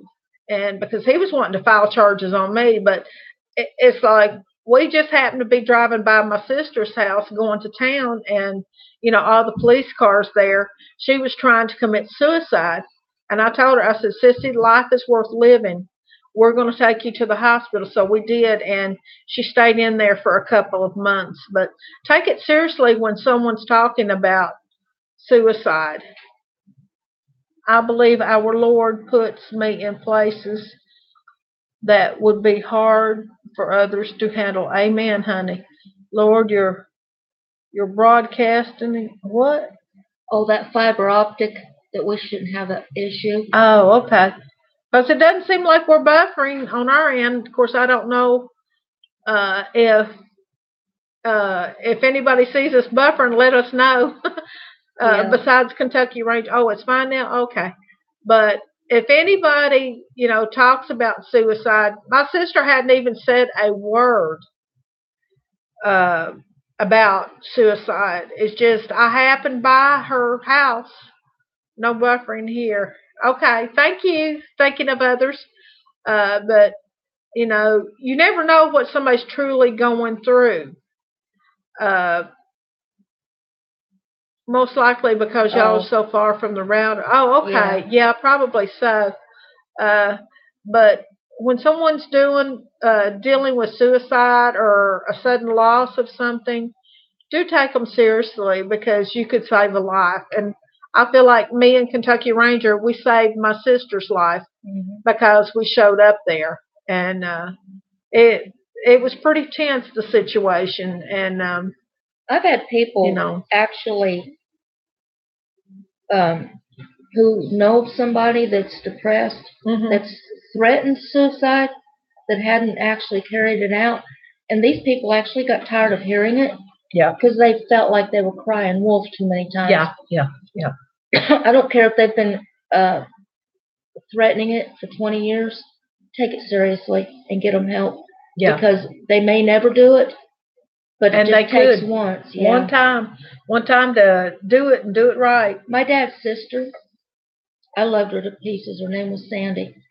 She had been suffering from severe depression for a long time. She had went through a mentally abusive marriage. And then rough. A mentally abusive relationship with a doctor. And so she'd been suffering from mental illness for quite a while. And so that she was in and out of mental hospitals and stuff and had been on medicine. Now, she was a nurse, and she was the head nurse at the, what's the name of that? Portsmouth, Ohio hospital. And her dad had begged them not to let her out too soon. But her mom and her boyfriend at the time overrode what he wanted, and they let her out. Well, what happened is, and I can understand her side of it, they had her on medicine, but she said she couldn't do her job effectively because the medicine just had too many side effects. So she wasn't taking the medicine.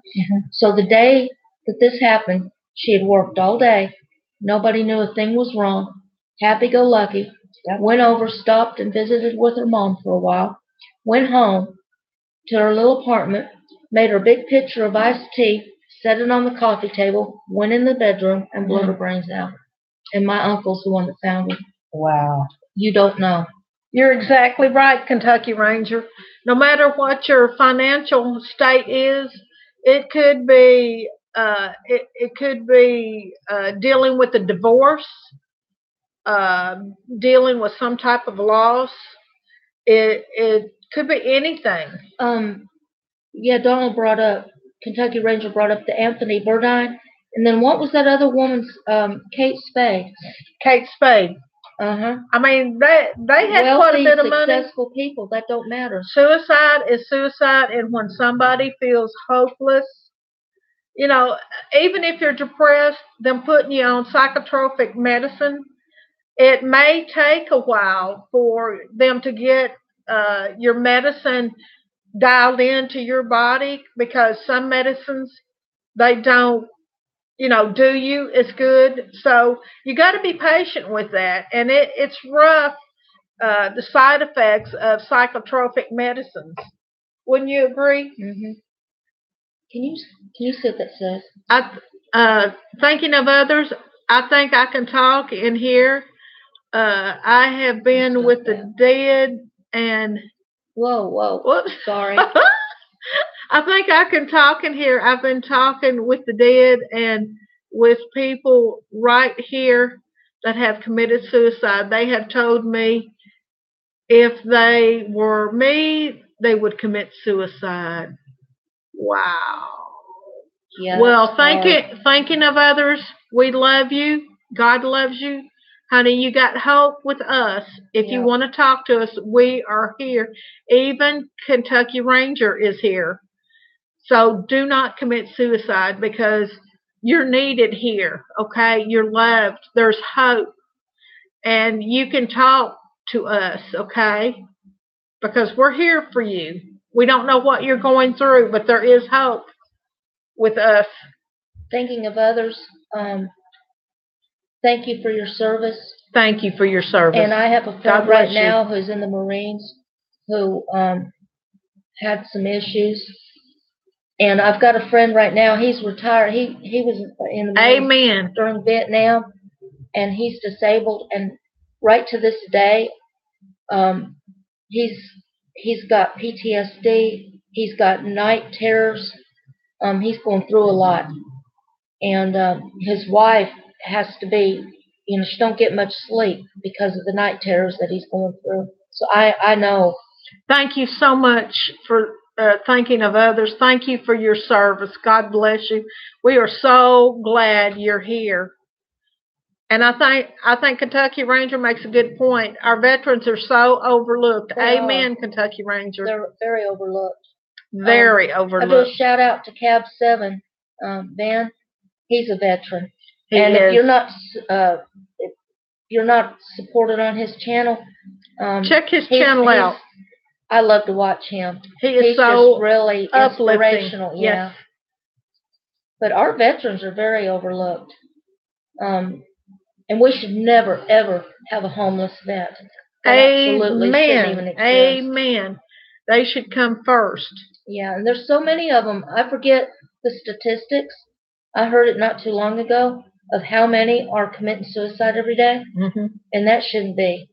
That's tragic. We need to reach out to our veterans and show them the love and compassion because a lot of our veterans gave it their all. Yeah. And without you thinking of others, we wouldn't have our freedom of speech, our freedom, period. God bless you. And if I could hug you, I would hug you. This world even took my 19-year-old, my son. Hold on a minute. I'm going to get that back. Hold on a minute. I'm scrolling through the comments. There we go.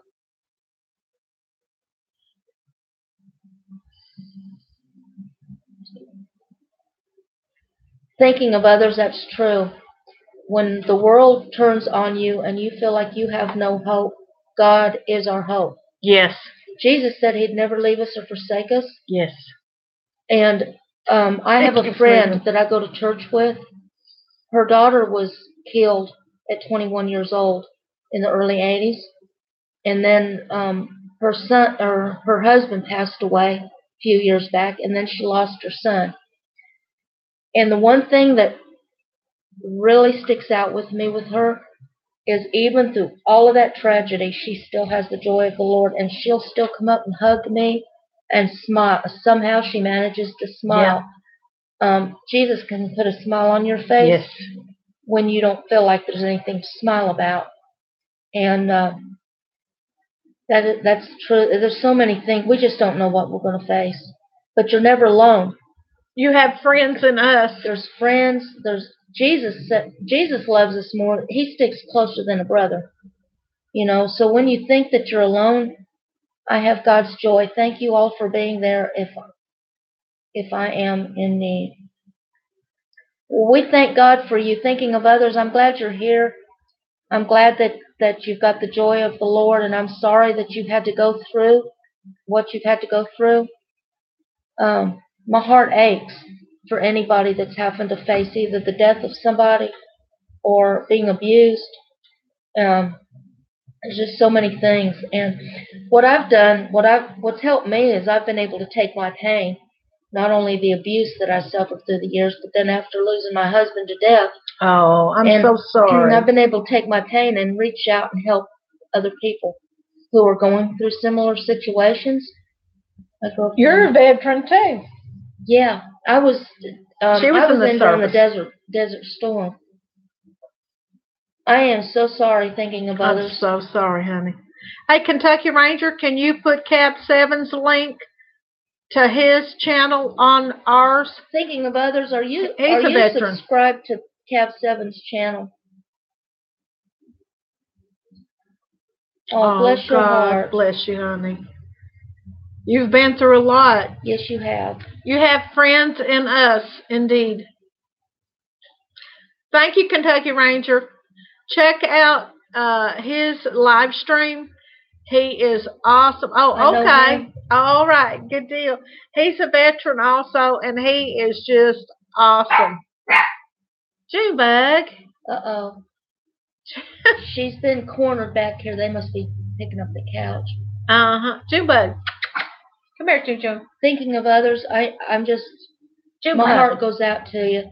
And we're so sorry for what you're going through. Junebug, come here. I wish there were words that could help, but I know that when words seem shallow, that we can only go so far when we talk to people. I tell people this all the time. I can't mend a broken heart, and I can't heal from within, but God can. And I'm glad to know that you know Him the way that you do, because when you're going through things that are so impossible, to know the Lord and to have His strength is priceless.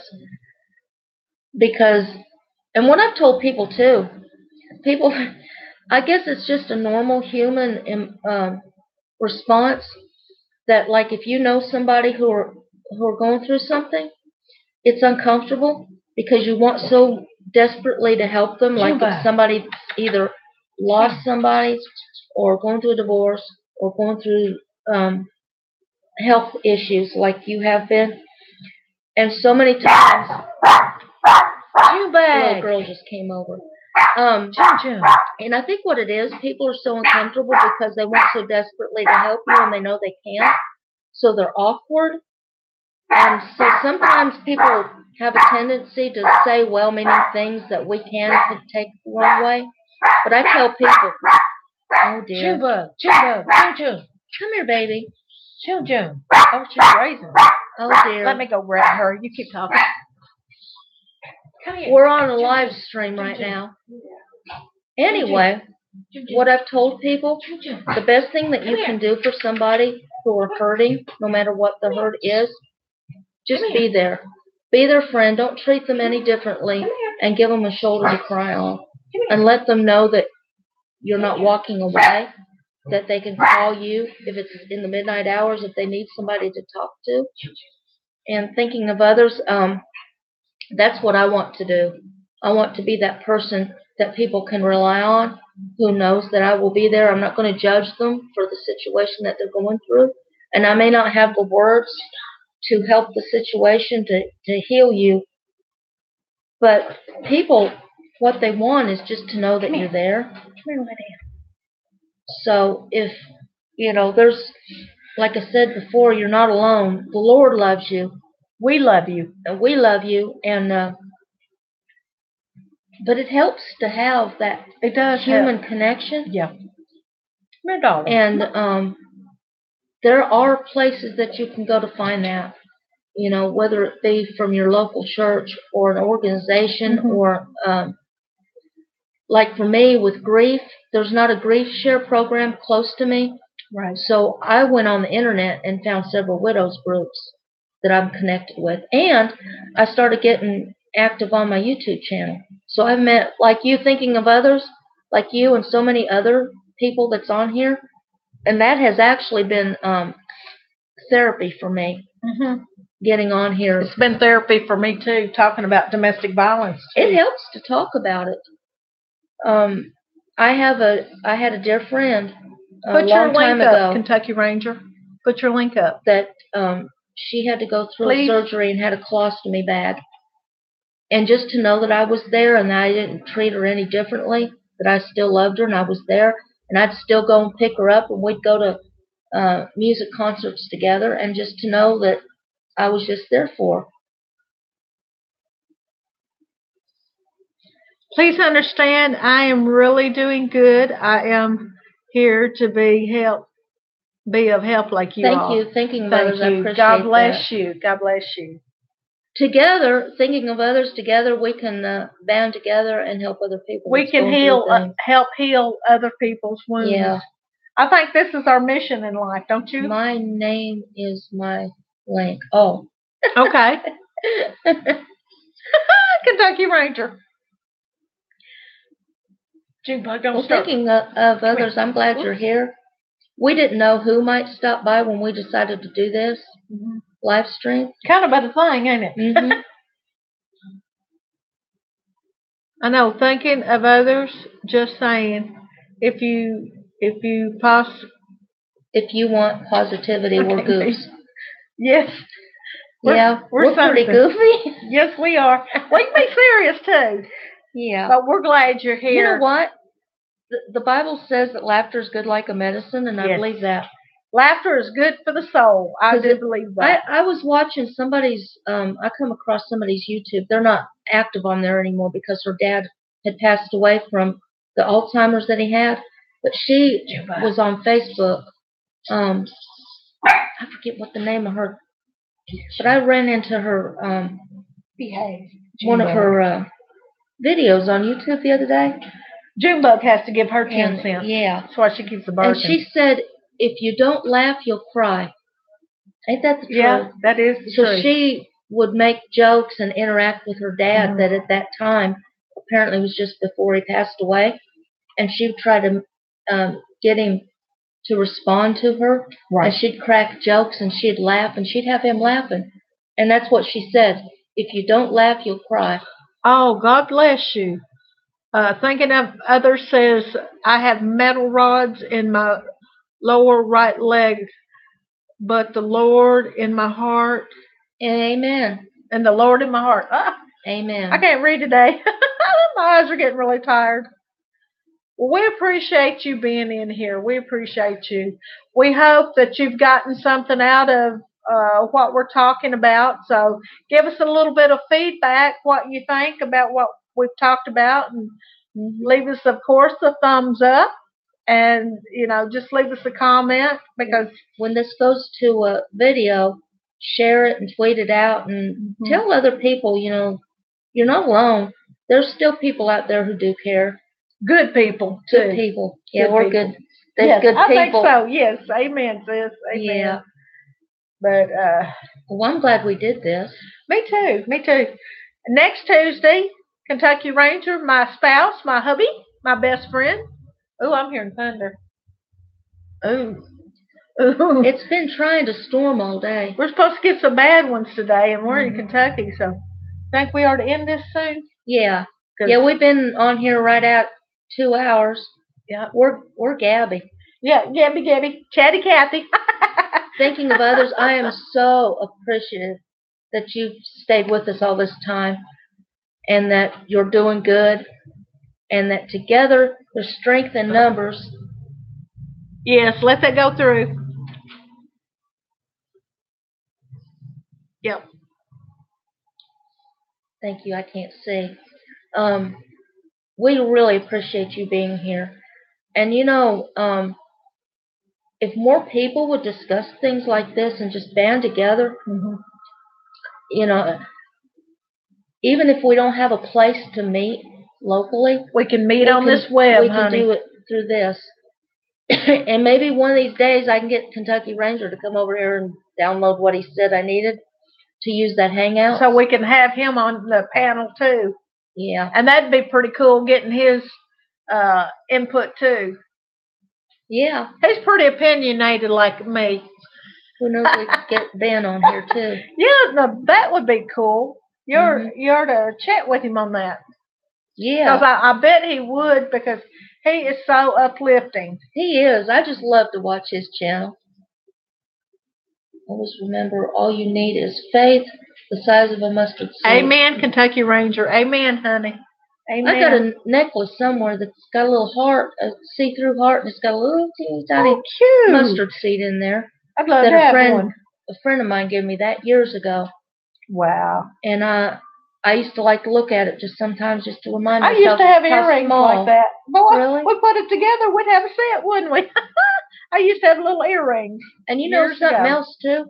Did you know that you can mix a mustard seed with anything else and it will always come up a mustard tree? Wow. So faith and doubt won't mix.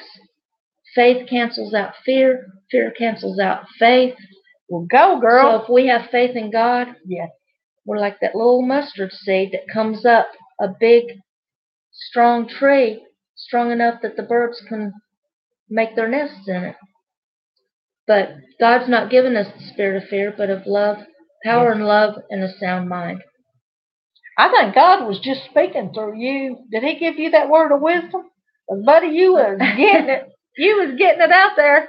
Bless God. Hi, Bill. How are you? Well, we may not end it after all.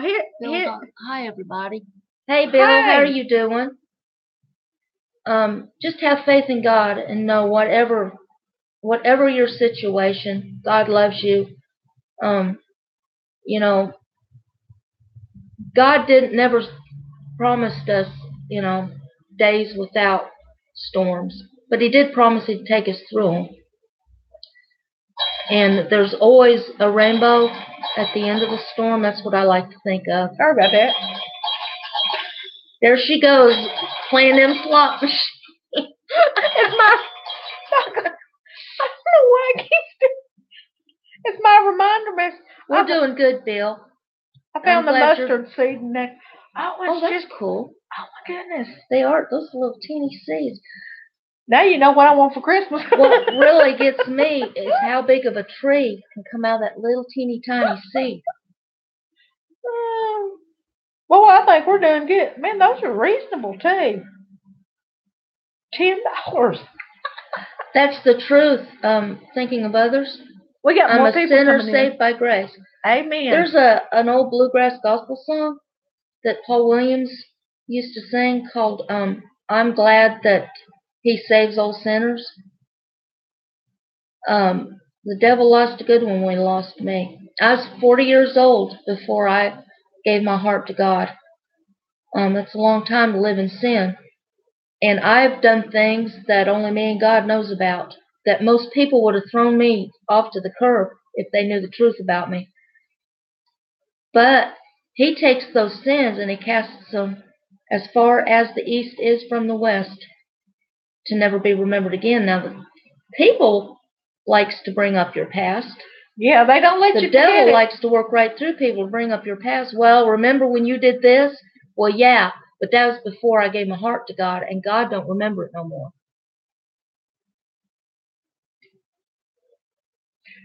When you ask for God's forgiveness, He throws it in the sea of forgetfulness. And I do believe that's in the Bible somewhere. Yep. Thinking of others, my name is Dave. Well, Dave, I'm glad that you were here. I'm really glad that we connected on here. And this is just an important subject. I don't know what else we could say to add to it. But I know we're going to try to do this at least every Tuesday. Yeah. Not on the same subject, but we'll just get on here and just do uplifting live streams and just talk about whatever. Now you know what to get me for Christmas. There you go. Oh, is that on? Okay. That's $21 mustard seed. Isn't that beautiful? That is pretty. Show them on there. Oh, look at there, guys. Well, there you go. A mustard seed necklace. Isn't that beautiful? See how little that is? See there? The Bible says if you have faith as a grain of mustard seed and you speak to that mountain has to leave. what's your mountain? It could be anything. It could be grief. It could be financial. It could be health. It could be anything, but God forgives you even if other people can't let you forget what you've done in the past. And believe me, you become a new creature through Christ when you accept Christ. I know what's going to hit our bank account tonight. That's fun. Kentucky Ranger, you know what I want for Christmas now, don't you? Or our anniversary. We'll be married 13 years this October, Kentucky Ranger. It's only $21. Carla's ordering right now. No, I'm not. I'm just looking at it. I'm window shopping. Oops, I hit the send button. No, you know I'm not. You know I'm not. You're so bad. Only. This has been a good live stream, and I'm thankful for everybody that's been here. And if you're seeing this on the video after we go off the air, if you know of anybody that is going through depression, domestic abuse, grief, find them help. And don't just think that because they tell you that they're okay, that they are, because a lot of times they're not. They just won't tell you. So you have to be proactive. Because a lot of times when I got out of my domestic situation, welcome everybody. Welcome Montgomery Family Channel and Emma. Thank you for being here. We welcome. Appreciate we ain't going to end it now. We're already getting a full house again. Welcome. We appreciate everybody who has been here. And Montgomery Family, we've been talking about domestic abuse, depression, suicide, complicated grief. When you grieve the death of somebody who has been an abuser, and that can be complicated. And it happens more often than you think. Just because at one time you had feelings for that person. Yeah. And there's a lot of unresolved issues. You know, even if you move on with your lives, there's still, deep down there's unresolved issues. And the reason we're talking about this subject is my ex passed away of 20 years this past week, and he was my abuser.